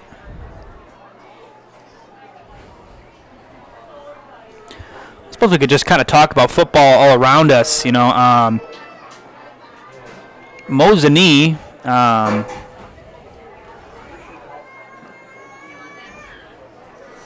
So again, they're at Hayward tonight. Next week they're home versus Rhinelander. Then the 29th they will be on the road at Anago. And then at Medford. And then finally they'll wrap up the year at home on the 13th of October at home versus Merrill. So again, Mosinee sitting at 3-1. Again, that loss to Stratford week 1 came back and defeated Clintonville. They beat Lakeland and then beat Ashland. These last 3 games have been very one-sided games. What, it was 65-19 was the score of that Clintonville Mosinee game. That sound kind of right, Brendan? 65. I don't think it was 65. The way the game ended up going while I was up there, the first half started off very quiet, and then that thunderstorm rolled in, and then, after that, Mosinee just took over. I think it was, 45-7 or something like that. I'll have to look back into the history books. Gosh, there's only some way. If there was only some kind of way we can go back into history books and look at the scores of the game. Oh, wait. ZaleskiSports.com. Yeah. Mosinee lost 33-14 to Stratford. Defeated Clintonville 64-12. It was 64. 4. Sheesh. Lakeland 33-0, and of course we both know Ashland last week a 42-0 victory for the Indians. Again, they are on the road at Hayward La Cordelaise. Again, as I said, home versus Rhinelander, at Antigo, at Medford, and then home versus Merrill to wrap up the season. Then the playoffs will start. We have a lot of action going on tomorrow as well on the girls volleyball side. Why don't you tell our viewers about that? Yeah, so coming up this Saturday, so tomorrow, 9 a.m. and 10 a.m., a big volleyball triangular is going on between Newman Catholic, Regis, Columbus Catholic. Actually, it's not a triangular. It turns out to be an actual tournament. I'm not sure where it's located at, but I believe it is at McDonald Central, which is in Chippewa Falls. If I had to take a guess, I think it's at McDonald Central. the first matchups coming up tomorrow at 9 a.m. are McDonald Central, Newman Catholic, as well as Regis. Yeah, I believe it's the Dio Cason Invitational. And then Eau Claire Emmanuel Lutheran as well. I didn't know Eau Claire had that many high schools. So we do have some finals here and some football games for you. Again, last night, Pacelli defeated Rosholt 36-12, and then Thorpe defeated Alma Center Lincoln 74-16. So, pretty one-sided. Do you tell the viewers about the football games that are going on tomorrow? For college? For high school, actually. Let me take a look here. We got some football games tomorrow, don't we? There's 2 games that are going to be going on. Let's see here. Yeah, tomorrow we've got Shiocton at Stratford, and then an 8-man football. It's Port Edwards at Newman Catholic. So we got some 8-man football action.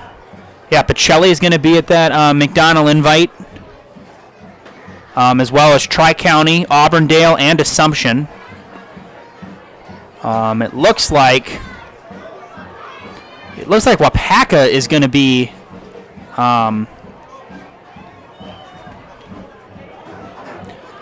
kind of looks like Wapaka will be nope, sorry, don't listen to me about Tri-County and Columbus Catholic. That's Monday. That's my apologies. So, yeah, it looks like the teams of the McDonald Central Invite are going to be McDonald, Pacelli, Columbus Catholic, Eau Claire Emmanuel Lutheran, Regis, and Newman Catholic. And then I believe we're supposed to have scheduled tomorrow, we're supposed to have the Wisconsin Valley Association Volleyball Invite, which will include Merrill, Wausau East, Wausau West, DC Everest, Spash, Marshfield, and Wisconsin Rapids, I believe. You and me covered that last year. Yeah, we covered that last year. But I don't see that on the schedule. However, like I said, next Friday. No, that's not helpful. Looks like we don't get that far ahead yet. But coming up this week, on the 18th of September, we do have a soccer game. That's Tri-County at Columbus Catholic. Then volleyball action on Tuesday. Auburndale's at Assumption. Wapaka's at Fox Valley Lutheran. Columbus Catholic's at Regis. Pacelli's at Tri-County. That Columbus Catholic is a soccer game, by the way, at Regis. Pacelli is at Tri-County. I believe that is, Owen Withy is at Columbus Catholic.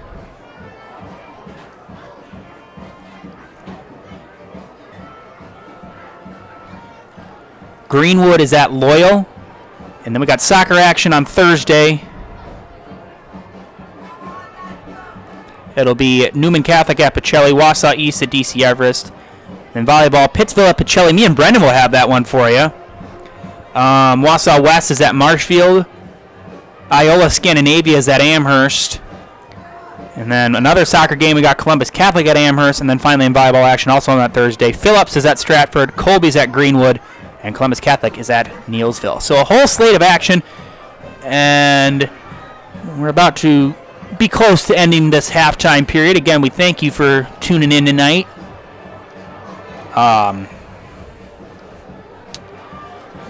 It's a really good night for football. You're probably not going to get too many more of these nights. Temperature has even cooled down, which I'm not complaining about. I don't have any air conditioning in my house, so. That is definitely something for you to not complain about. For me, I love the temperatures staying like this. Being a golfer guy myself, go out there and hit the links a few more times before the summertime comes to a close. But speaking of all those sports we were talking about. Well, the Brewers just tied the Nationals. William Contreras hits a 3-run homer.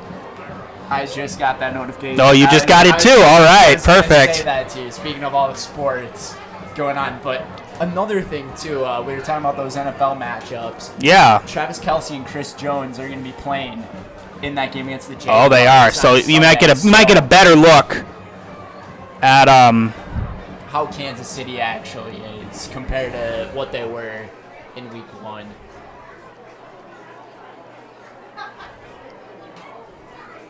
And I've said this many times before, Travis Kelce is about half of their football team. His ego is what really fires up. But they have enough role players in their system. With losing Tyreek Hill last year, Valdez Scantling filling some holes, Kadarius Toney, except last week, filling some holes, Pacheco doing his job, Edwards-Helaire. I mean, and their defense, even though they lost Tyrann Mathieu, again, it just shows that, again, Andy Reid is such a talented football coach. Unfortunately, it just never really clicked quite exactly the way they wanted to in Philadelphia. He was always so close, and he had people that he needed. He had a Donovan McNabb. He had Brian Dawkins. Michael Vick. He had Deshaun Jackson, LaShawn McCoy, Jason Avant. He had all these people that he could get there with, but then he even had, you also forget, Andy Reid had T.O. for a little while. And then T.O. pulled the ultimate Benedict Arnold move and went and joined the Dallas Cowboys. People always say about Terrell Owens, it wasn't the fact that he ran out of talent, it was he ran out of teams.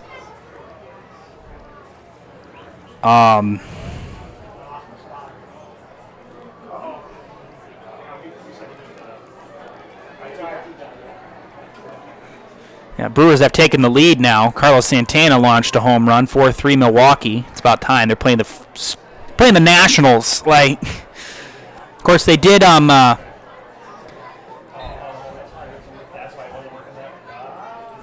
just came off of a good series. Haven't they won their last 3? They took 3 out of 4 from the Marlins. Won the first 2, lost the third game, won yesterday. So 3 out of 4 from Miami. Or the last 3 series that they've played, they've won, right? Yes, they took Miami, New York. I think there was one that was between them. I can tell you about a couple of games going on. University School defeated Lake Country Lutheran 28-0. Milwaukee Bayview Life defeated Milwaukee Riverside 54-6. Milwaukee King defeated Milwaukee Reagan 45-0. Milwaukee Hamilton defeated Milwaukee Marshall 38-28. Well, I was today years old when I learned that there is a Obama High School in Wisconsin. Hartford crushed by Homestead 37-7. Homestead Highlanders, man, what a athletic program they've got there in Mequon.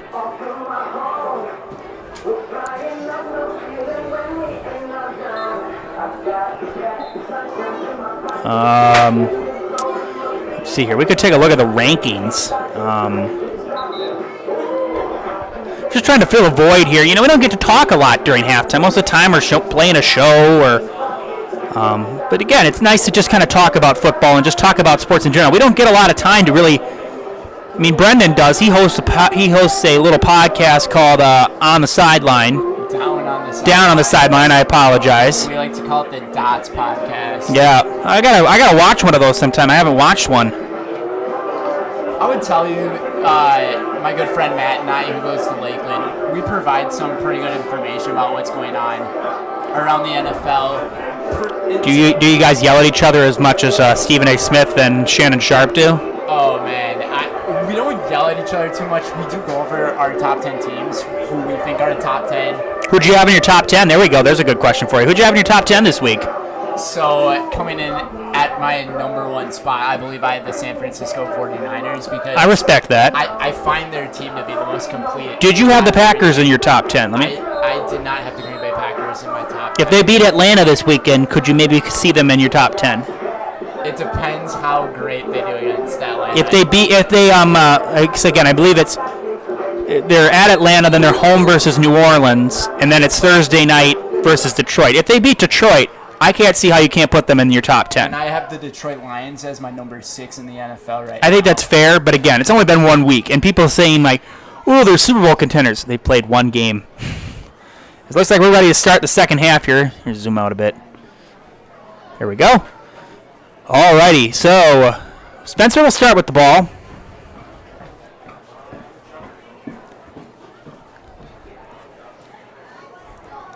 I will say this though, before last week's games, I had, I believe, 3 teams in my top 10 who were in the top 5. I took them all out of the top 10. Chiefs. The Chiefs are in my top 10 still. Bears. Did you have the Bears in your top 10? I did not. Good, and that's muffed. Rockets fall on it. It might have been. It actually might have been 2 teams. So I know for a fact I had the Cincinnati Bengals. Did you have the Giants in there? I did not have the Giants. Good. I think the Giants kind of got the stroke of luck last year. I don't really think that was. I just don't think Daniel Jones has got the talent to win the 5th Super Bowl for the Giants. He's too inconsistent in my opinion, but that's just my opinion. Yeah, when you got all these big talented quarterbacks already in your Patrick Mahomes, in your Joe Burrow, and your Meyer hands it off to Burkhauser. Burkhauser is going to be wrapped up and brought down in the backfield. But like when you just have all those star-studded quarterbacks, Leschke was there. There's got to be something you can do as another team to try to get somebody who has that amount of firepower, but Daniel Jones, I agree with you, is not. It's nothing against him personally as a person or anything, and I've seen him. No, like if he was a running back, I could see him being a decent football player, but as a quarterback, he just doesn't work. And it showed last week. They just got destroyed by Dallas. And Dak Prescott didn't even play that great for the Cowboys. He only had like 196 passing yards. There were a lot of quarterbacks last week who did not play up to their level. I gotta say, Jordan Love looked pretty decent. Again, I know it's the Bears, but handoff and a short gain, as that was Widman. So that will bring on 3rd and long coming up here for the Rockets. And again, I think you just why not throw the ball? Again, you're down big. Try to build some momentum into your game next week. And again, your matchup isn't going to get any easier. Again, you've at least gotten the really tough teams of the CWC out of the way, but you got Amherst next week. And then you've got Nakusa and Manawa, and then you wrap up the season versus Stratford, which again, that's going to be a loss, I can guarantee you. But Stratford's a different look though this year since they've lost their quarterback. It's now Jack. Snap to Burkhauser. He's going to throw incomplete. Oof. That was overshot and almost right into the waiting arms of Chris Gunst. And that'll bring on 4th and long. So at least listen to what I said. They did throw the ball.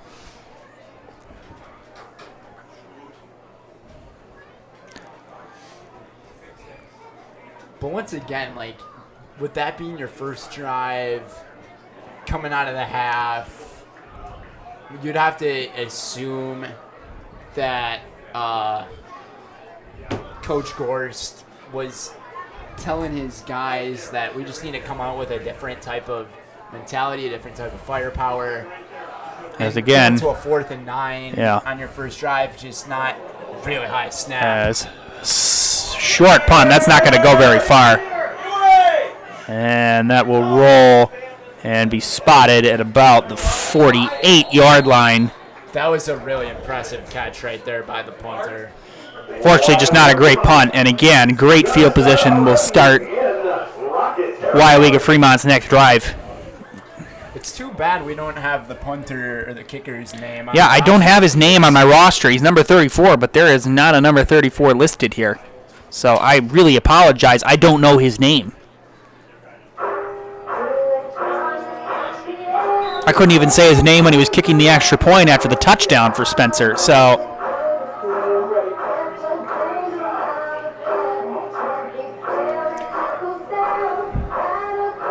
think the Packers can beat the Falcons this weekend? I think they can. I predicted that they will. Perfect. And I think they'll win by at least 1 touchdown. Snap to Zielke's going to air it out downfield. It's caught, and that is going to be a touchdown. Touchdown, Brock Billington. Wow. That was a dive. Right on the money. Billington just reached out right in his hands. 41-6. Waiawega Fremont. 47-yard touchdown pass right there. 48 yards, actually. 48. Add another yard to it. Make it even more special for Cameron Zielke. As Billington will have a touchdown reception. He dropped one earlier.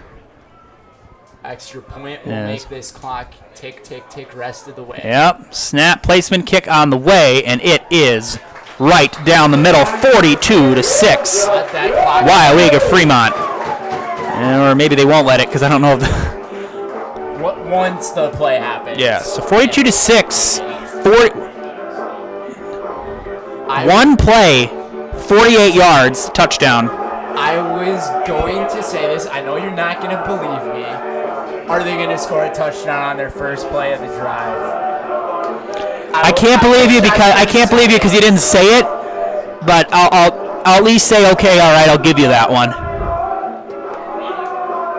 Or you could just be trying to make yourself look really smart. Well, you were talking about the Packers and the Falcons, and I had to just be like, yeah. I mean, I'm picking the Packers to win the game. And then I really wanted to say that this team, could we possibly see a touchdown on the first play of the drive? I was really thinking about saying that. So after that fumble return from Columbus, or whatever you want to call that crazy play, 21 unanswered scored by the Warhawks.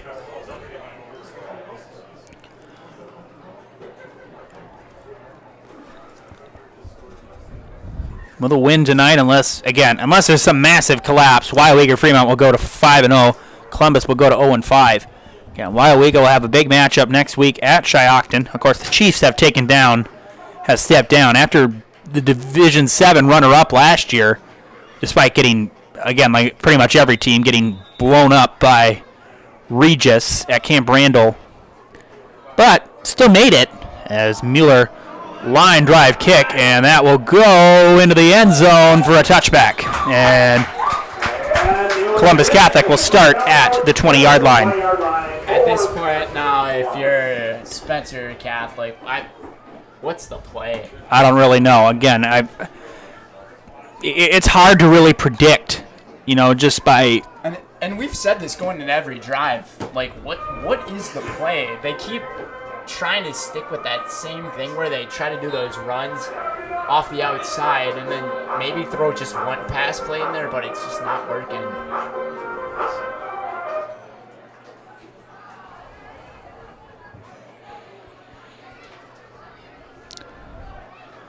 As Myers hands it off and going nowhere. Oh, man.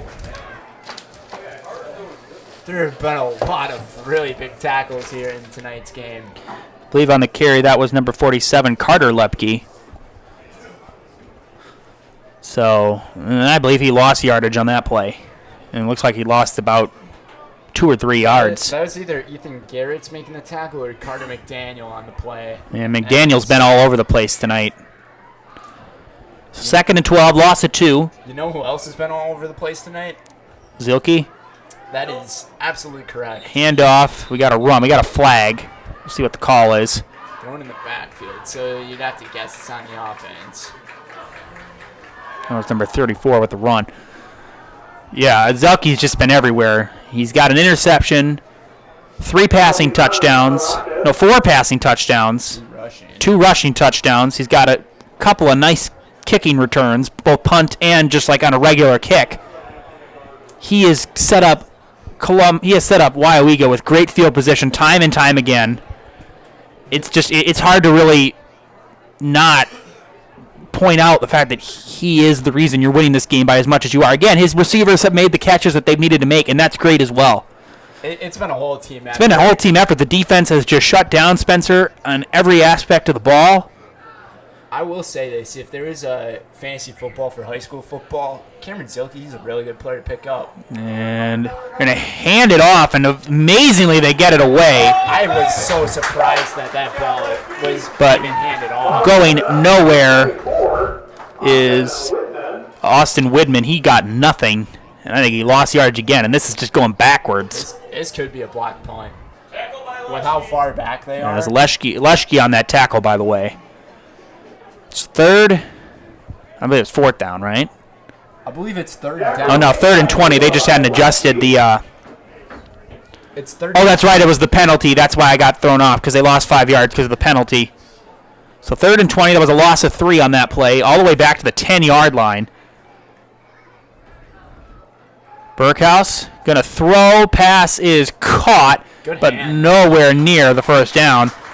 And it'll be 4th and long coming up here, as they're going to be ending up just a couple yards of the original line of scrimmage. That was a really nice catch. That was a nice catch. Good hands, and once again, it's the guy who's not on our roster sheet who made the play. So that'll bring on 4th and long, and again, the punting unit will come out. Ball will be spotted at the 21-yard line, so I believe that was a gain of 11. It's 4th and 9. Here's the punt, and a line drive kick, and right into the arms of Zielke. Zielke on the return. He's got a speed. He's got a seam. Zielke down the sideline, and he's still going. Stays in bounds. Touchdown! Zielke, are you kidding me? Serious, Jack. You cannot be serious. Interception, 2 rushing touchdowns, 4 passing touchdowns, and now a punt return for a touchdown. 48-6, Waiawega Fremont. I'm benching Patrick Mahomes on my fantasy team, and I'm starting this guy. My goodness. Now the referees are coming together. I think they're going to... Oh, they're just stopping the clock. They shouldn't be stopping the clock. I don't really know why they're blowing the whistle. They should not be stopping the clock. Or did they not give him the touchdown? They might have said he stepped out. Well, now they're getting together. The clock should not be stopped because the rules in high school are if a team's up by 35 points. I don't really know what's going on here. They have the clock. So it is a touchdown. That was, at first I thought, oh, I think they were just, might have been a player short maybe. I don't know. I don't really know what's going on. Either way, so. Even if they were a player short, that's impressive. That was about a 55-yard punt return. He fielded it probably right about the 45-yard line. So 48-6. I want to know how many all-purpose yards Cameron Zielke has here tonight. Maybe we can look on WisSportsNet. We can figure it out later. Here's the high snap. Good hole. Play, and the kick is blocked. At least there's something a little bit going there for the Rockets. I don't think anybody realized that they could actually pick up that ball. And I think the play actually dies in high school. well, regardless, 48-6, Waiawega Fremont. And the clock should be running. Like now it should be running. The clock should be running the rest of the way through. I'm very curious why it's not. 48-6. Again, I believe the referees signaled for the clock to stop. The high school rules are if the team's up by 35, the clock automatically runs rest of the way. So I'm just as confused as you are. So I guess we'll figure it out in a second. If you're the Rockets, though, keep the ball away from number 1. Now you may see Coach Zimmerman maybe. Once the fourth quarter rolls around, you might see some starters come out. We'll see. Mueller will get ready to send it away.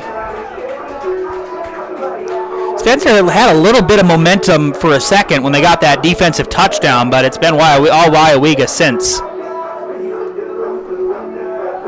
That wasn't even that much much time after. It was only one play. Yeah. Later. Yeah, 2 or 3 plays later, that's when Zelke got the interception.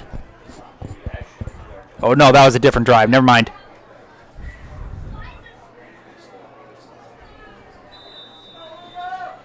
$13 points here in the third quarter as Mueller. Line drive kick. And that is fielded on a hop and returned. And a big hole and off to the races down the sidelines and tripping up at the 40-yard line. Uh-oh, we got an injured player. Oh, no. That's not good. That is not good. That is Mason Wolf, and he is down, and he's not getting up. I think it was that cut that he tried to make. I think he twisted something, and he is in some very clear discomfort. Something you always dread seeing on a football field, an injured player. Yeah, hopefully he's doing all right.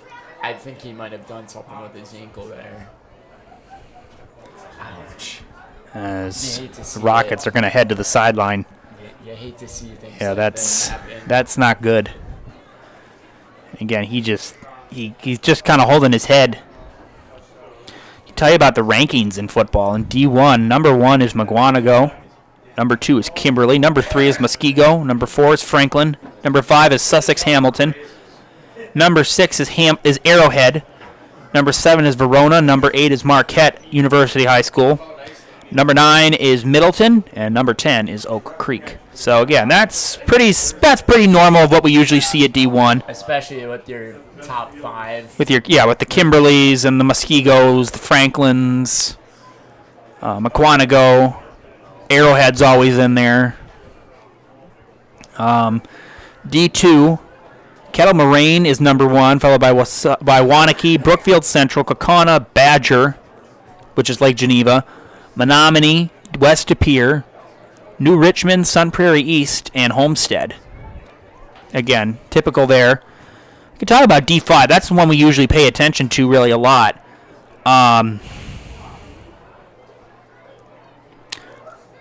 Let's see here.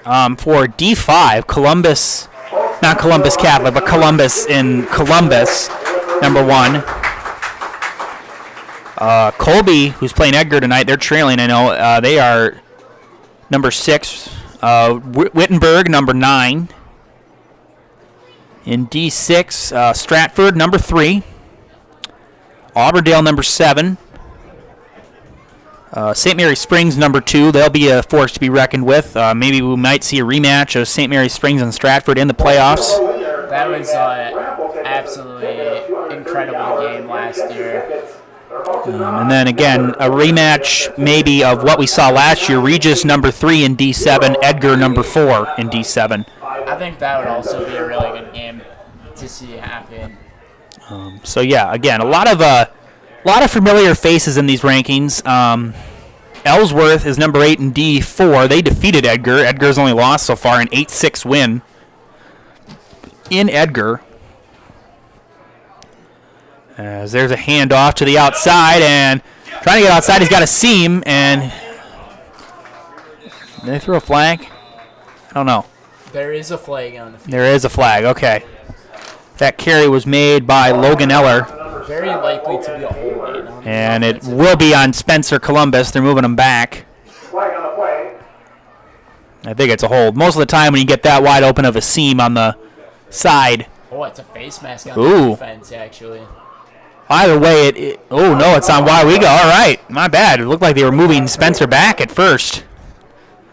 So I was fooled as well, because, I mean, when you see those run plays go to the outside. So that'll be moved into Waiwega territory.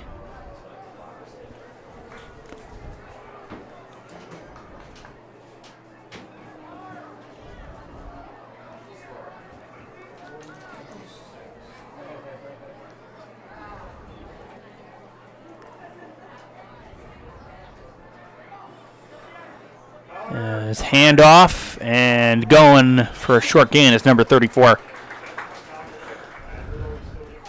We're going to see that ball to get placed right in front of that pole on our camera. So at right about the 45-yard line. I think they're going to spot it maybe at the 40.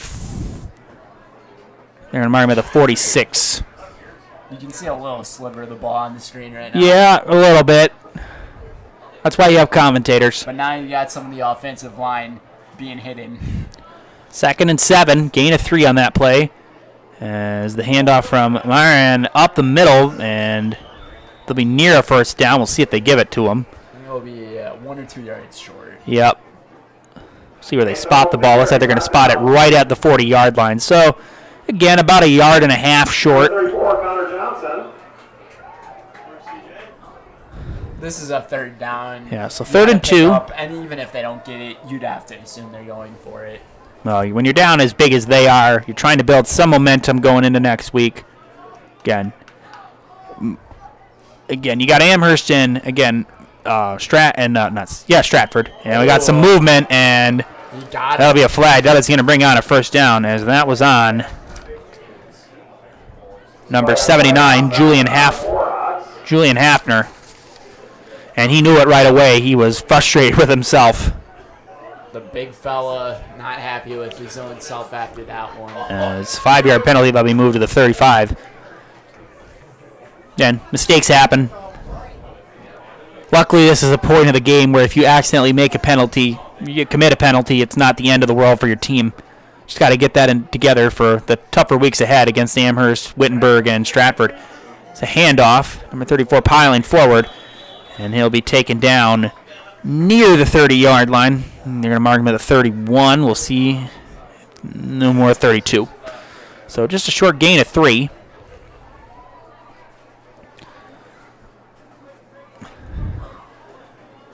With fall coming up, it's also almost time for swim season at Point. Member of the swim team. In about a month, we're going to have our inter-squad meet and the handoff. And powering forward again, they'll be short. And that'll bring on 3rd and short coming up here for Spencer. We've added a new opponent this year. We'll be hosting the Green Knights as St. Norbert. And then we'll be, again, facing the WIAC foes of Eau Claire, La Crosse, Oshkosh, Whitewater. We'll even go to Milwaukee, take on UW Milwaukee. We'll be at Wheaton College around Christmas. Pretty exciting season coming up for you guys. Yeah, hopefully. Trying to win our 24th consecutive conference championship for the men. Girls trying to win their first since, I believe, 2012. And he is short, and there is Julian Hafner with some redemption for himself. I would almost...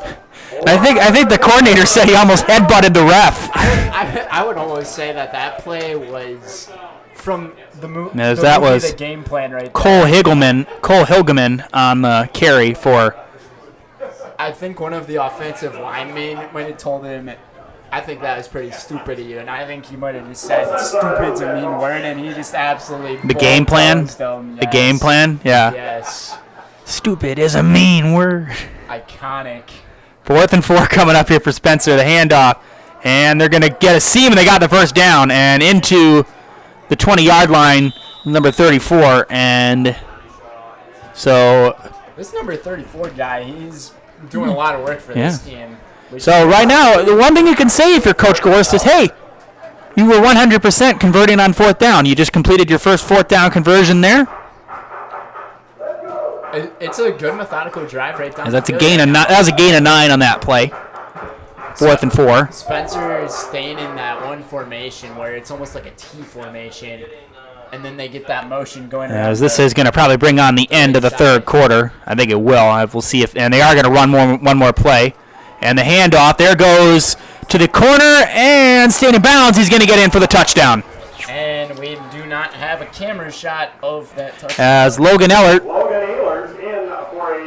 So with time expired here in the 3rd quarter, Spencer Columbus Catholic gets their 2nd touchdown. 48-12, Waiawega. It seems like they're starting to figure a few things out. They're sticking with that T formation. That was a nice, that was some nice options and some good trickery. Again, you can build on it. Try to make as much good progress as you can towards the end of this game and build it into your next coming weeks. Again, that game against Manawa in a couple weeks for Spencer is a winnable game. Manawa has had a rough season, about as tough as the season has been for Spencer. So they're going to go for 2 here. Stick with the same formation. Yep. And Meyer's going to hand it off. Same and play. to the corner. He's going to turn, reach for it, and he got it. Oh, heck of an effort there by Widman. No, I don't think that's Widman. No, by Ellard again. So It was the same play that they ran, and it So the conversion is successful. Columbus is 1 for 1 on 2. There you go. We're 1 for 1 on 2-point conversions. 48-14. As we'll start the fourth quarter. It's time to jump around. Fremont, right? Oh, there you go. You called it. See, that time I had to say something, right? Except jump around will always be ruined for me because of those 2 dumb broadcasters. What you're talking about from last It was a Badger. I think it was like the first Badger game of the season last year. They were dancing, and like the guy was like almost like spanking the other guy. I was like, I've never seen anybody dance to jump around that way. I've never seen them show the broadcast booth in that type of way either. Like, it was the most surprising thing ever. But I would say that was more so of a funny moment than something to be embarrassed about. But I feel very highly educated after saying it's time to jump around, and 2 seconds later, the music turned on.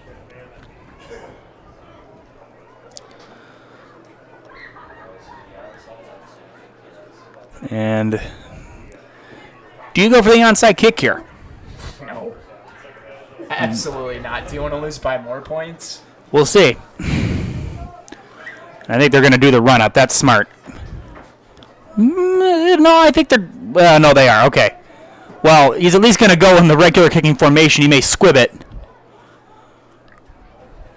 I would just assume a regular kick's coming here. So we'll see if Coach Zimmerman will keep his starters in. Line drive kick. And going back and making the catch is Zelke. Here we go. Watch out. Zelke on the return. He fakes the reverse and he makes a cut. Off to the edge. And he's breaking free. Still going. And on his feet again. Zelke makes a cut. Still going. He's flying. And Eller can't bring him down. Touchdown. Zelke again. What a performance by Cameron Zelke. Vote this guy for player of the week on the WIA. Wow. My goodness. What a performance. That's 8 touchdowns. A 97-yard kick return.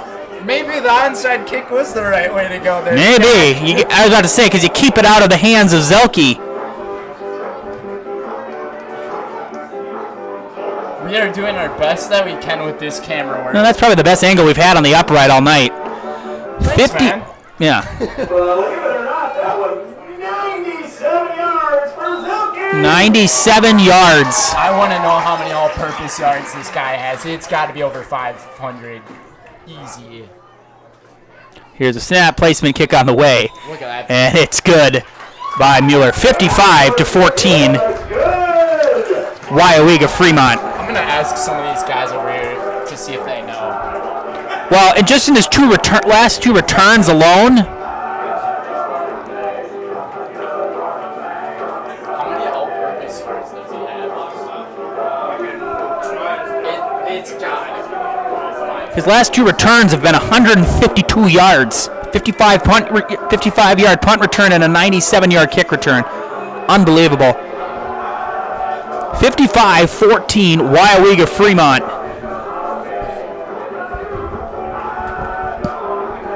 I do not have a word yet on the all-purpose yards. The staff for the Wyowega Fremont team says they will come up with that once the game concludes, but my goodness. Again, his last two returns, I said, have equaled 152 yards of total offense. Have a night.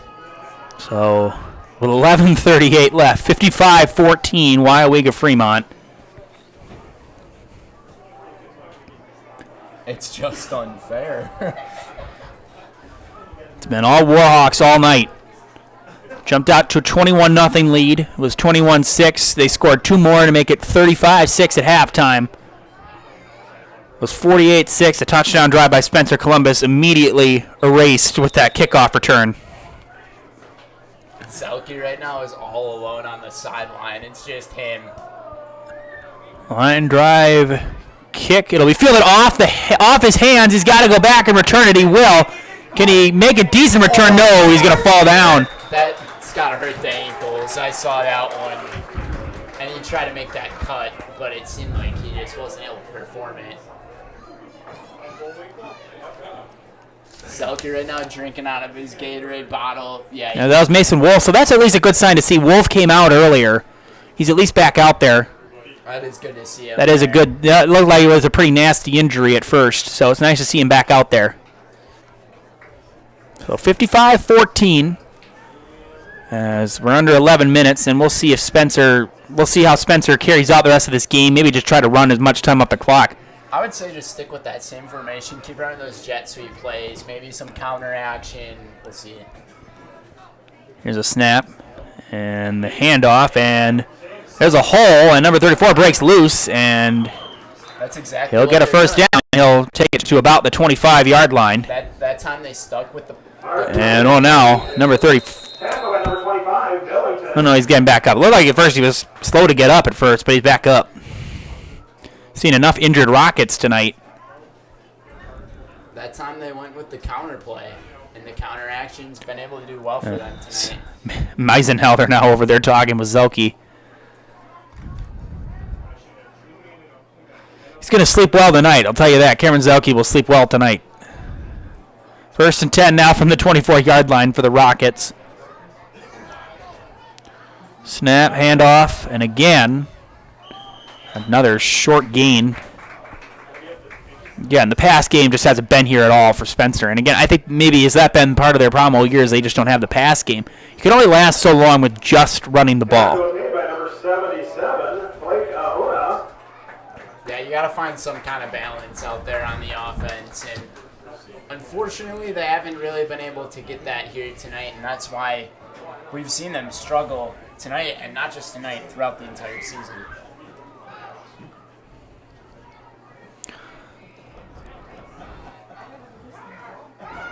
Handoff. There goes Ellert. Ellert's got a hole, and Ellert's got a seam, and Ellert will be near a first down. I think he got enough. Logan Ellert with the carry. They're going to call him out of bounds a couple of yards short. Oh, they are. Okay. So it'll be 3rd and 2. Oh. No, they're going to move the chains now. They're going to move the chains. All right. Wausau West defeats Marshfield 35-0. And Spash on top of DC Everest 28-16 with 1:02 left in the fourth quarter. So it looks like the Panthers may be able to hang on and hold on to that one. It's a good quality win right there. Chippewa Falls all over Eau Claire North right now, 24-9. And I think there's a fumble. I think that's going to be a turnover. And it's Wyoweeka Fremont football. You'd have to assume Cameron Zelke's done with the day. I don't know. He's got his helmet on. And yeah, it looks like his night is finally over. Well-deserved break as Pittsville and Auburndale. Of course, they're a commercial. That's how it always works. When you're trying to get a score. Do you see Carson Hoffman right now helping out his good old buddy? Oh, my goodness. Yeah. Caston Hoffman just rubbing the shoes of Zelke. Oh, man. This be a happy night here in Wyoweeka. Auburndale on top of Pittsville, 12-6 with a minute and a half left. Showing why they're only one number apart in the rankings are Auburndale and Pittsville. Two good teams. And the handoff goes to Lind, and Lind's got a first down. Well, not quite, I should say. Lind's got a good gain on first down. About 9 And be close to a first down. As Carter Birdie-Shaw now in at quarterback for Wyoweeka Fremont.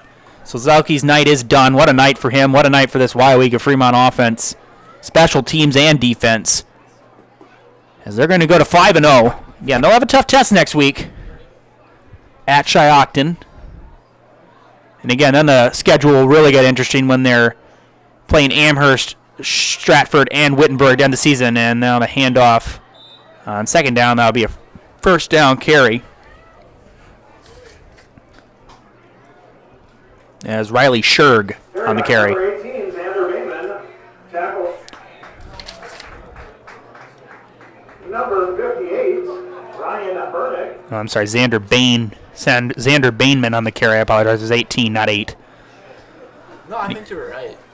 Well, then it was Scherg then. So. It was Scherg. Yes. All right. And he just walked out to the sideline. All right, it's first and 10 of the 32-yard line of Spencer. Birdie Shaw hands it off, and a short gain on first down. I want to see Birdie Shaw throw it. I don't think we'll see that. Who knows? Ball is handed off to number 34, Connor Johnson. No, excuse me. Bless you, sir. By the Rockets, number 60, Ryan Ocala. Bless you again.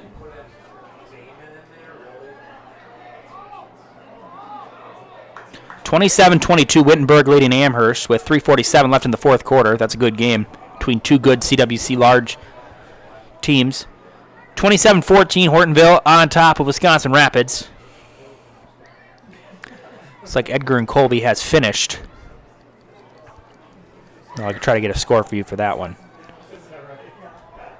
27-0 Edgar over Colby. 2nd and 8. Handoff is to Lind, and Lind's trying to break outside. He'll be stopped short of the first down. He'll bring on 3rd and short. Coming up here for Wyoega Fremont.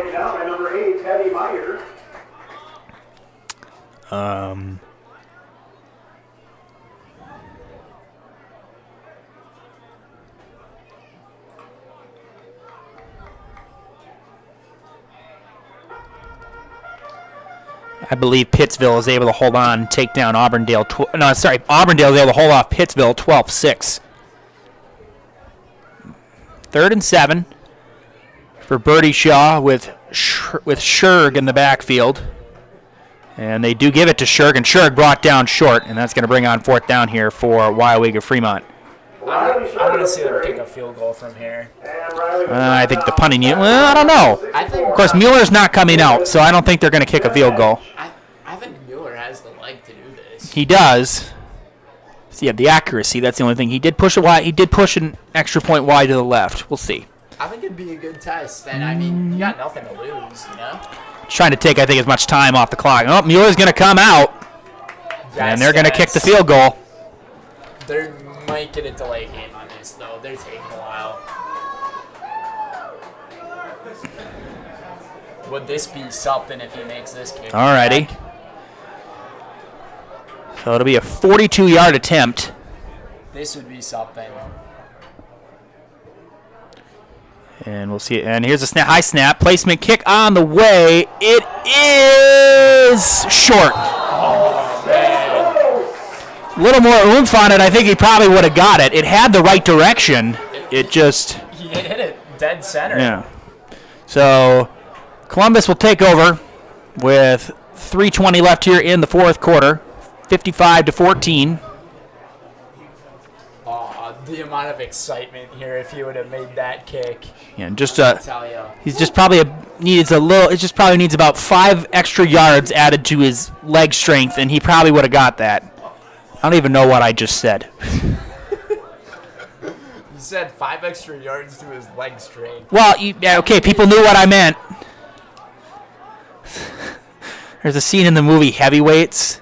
It's like a 90s movie with Ben Stiller, and it's like the guy's trying to teach the kids how to play baseball, and he's like, keep focused, aim your head low. I have no idea what I'm saying.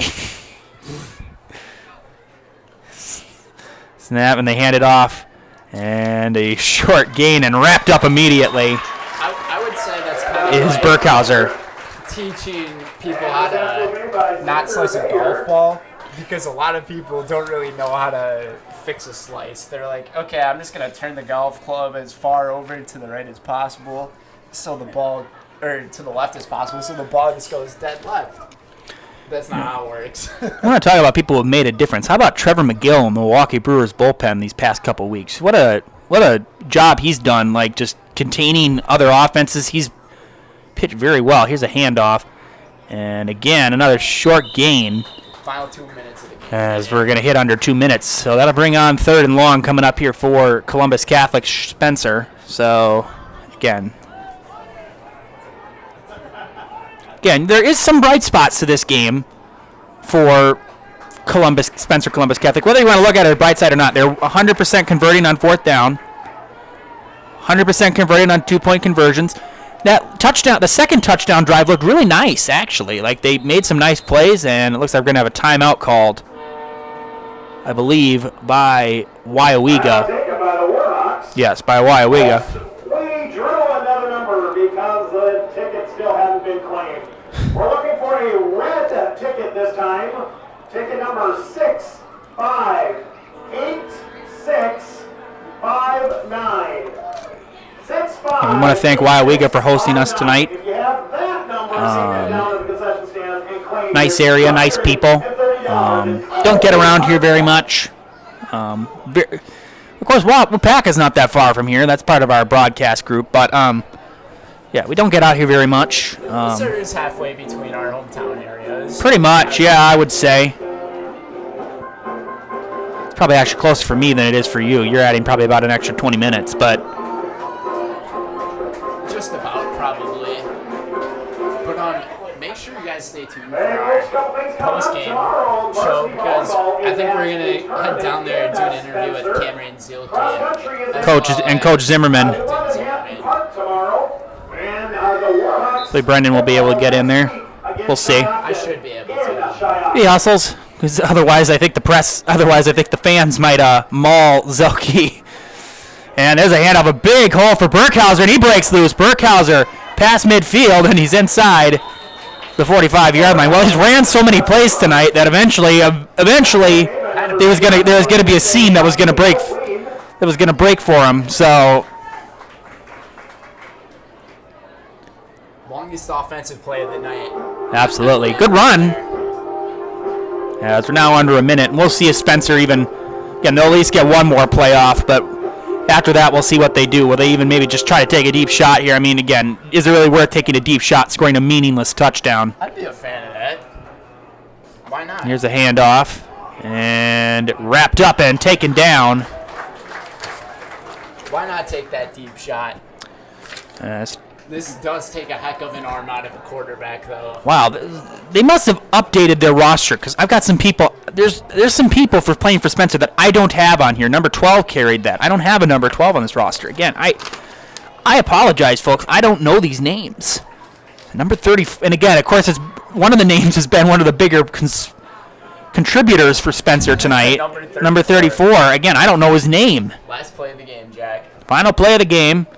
Meyer going to roll back, in trouble, he wants to and he's got to get rid of it. He's going to throw downfield, and the pass is caught. Hey, that's a good and that's a good way to end it. The catch was made by Cole Hilgeman, but the game is over. Waiawega Fremont all over Spencer Columbus Catholic tonight, 55-14. The Cameron Zielke Show. As coming up next is the Nasonville Dairy post-game show. Nasonville Dairy with fresh cheese curds made daily. You can get them in Marshfield, Curtis, or anytime at NasonvilleDairy.com. Again, final score: Waiawega Fremont 55, Spencer Columbus Catholic 14. Nasonville Dairy post-game show coming up right now. Very much appreciated. Have a great night. Drive safe, and we certainly hope to see you next week again at Shiocton.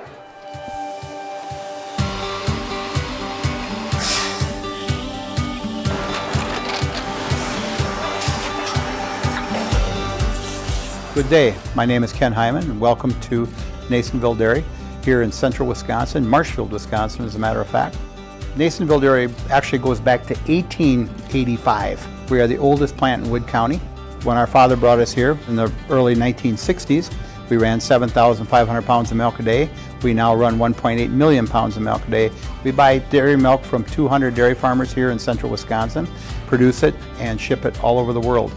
We make a lot of different cheeses. We make cheddar, Colby, Monterey, Farmer's Cheese, Peach Cheese, Quesa Blanca, Quesa de Freer, Seco, Parm, Romano, Asiago, Fontina, Feta Caseri, Caflateri, Cafla Graviera, 20 different flavors of Monterey, as well as making Edam, Gouda, and Munster.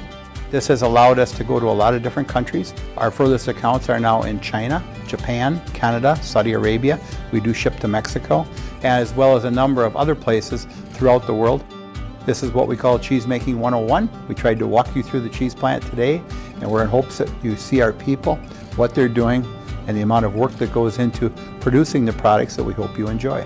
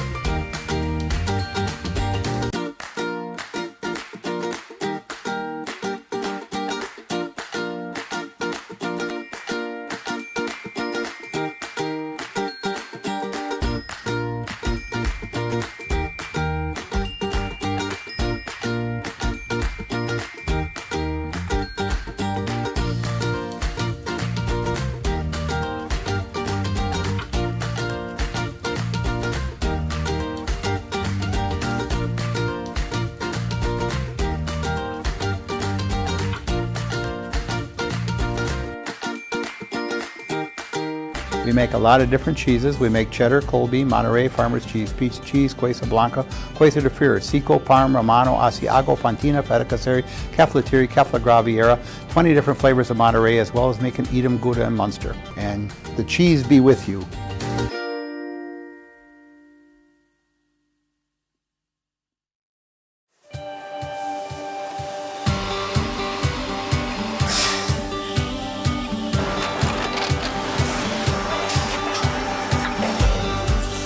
Good day, my name is Ken Hyman and welcome to Nasonville Dairy here in central Wisconsin, Marshfield, Wisconsin as a matter of fact. Nasonville Dairy actually goes back to 1885. We are the oldest plant in Wood County. When our father brought us here in the early 1960s, we ran 7,500 pounds of milk a day. We now run 1.8 million pounds of milk.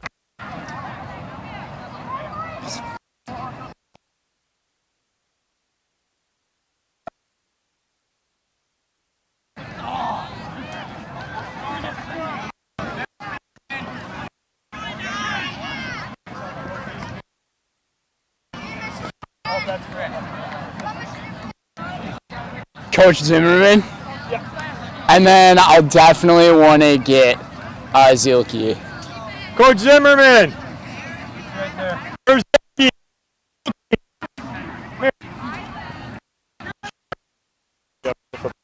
So, here's you guys. What's up, guys? Congrats on the win. Congrats on what a game, dude. Congrats. We'll wait to see if I guess he wants us to go over here.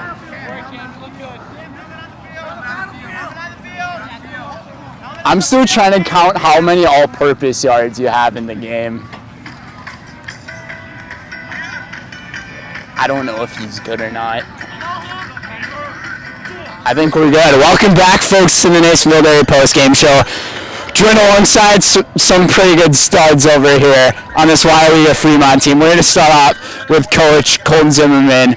Colton, this was an all-around great team performance, but mainly behind your guy who's playing the quarterback, kick returning.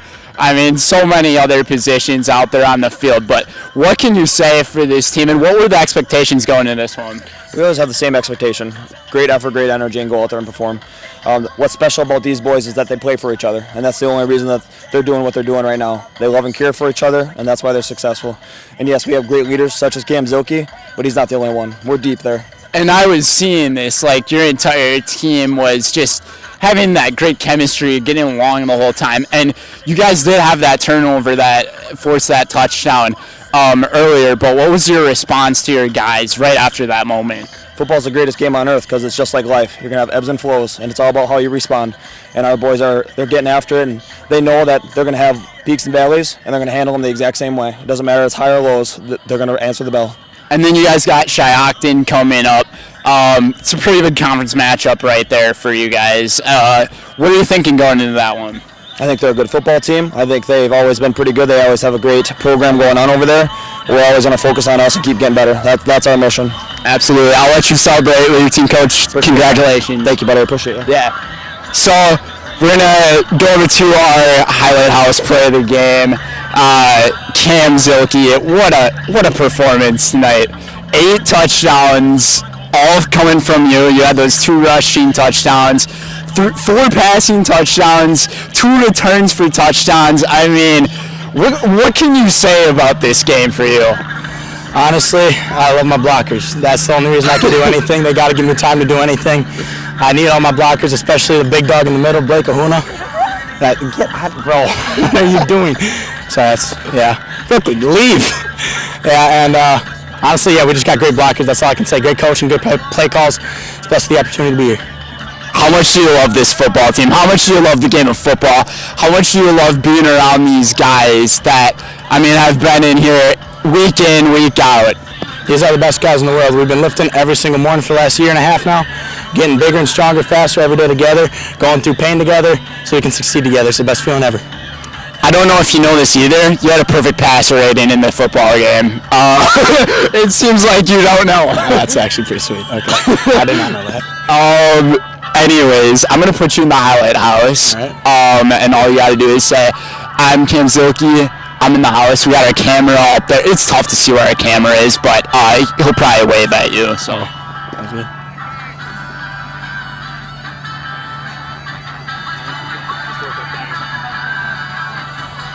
I'm Cam Zielke, and I'm in the house. Thank you, sir. Congratulations on the win. Enjoy. Thank you, sir. Have a great day. Yeah. Thank you. Yes, sir. Yeah, you, sir. Not a problem. All right, folks, that's going to do it for us here on Zaleski Sports. Brendan Retzloff, Jack Weber, up there in the booth. Thanks for tuning in here on this fine evening here in Waiwega, Fremont. But we will see you guys later. Have a great night, everybody.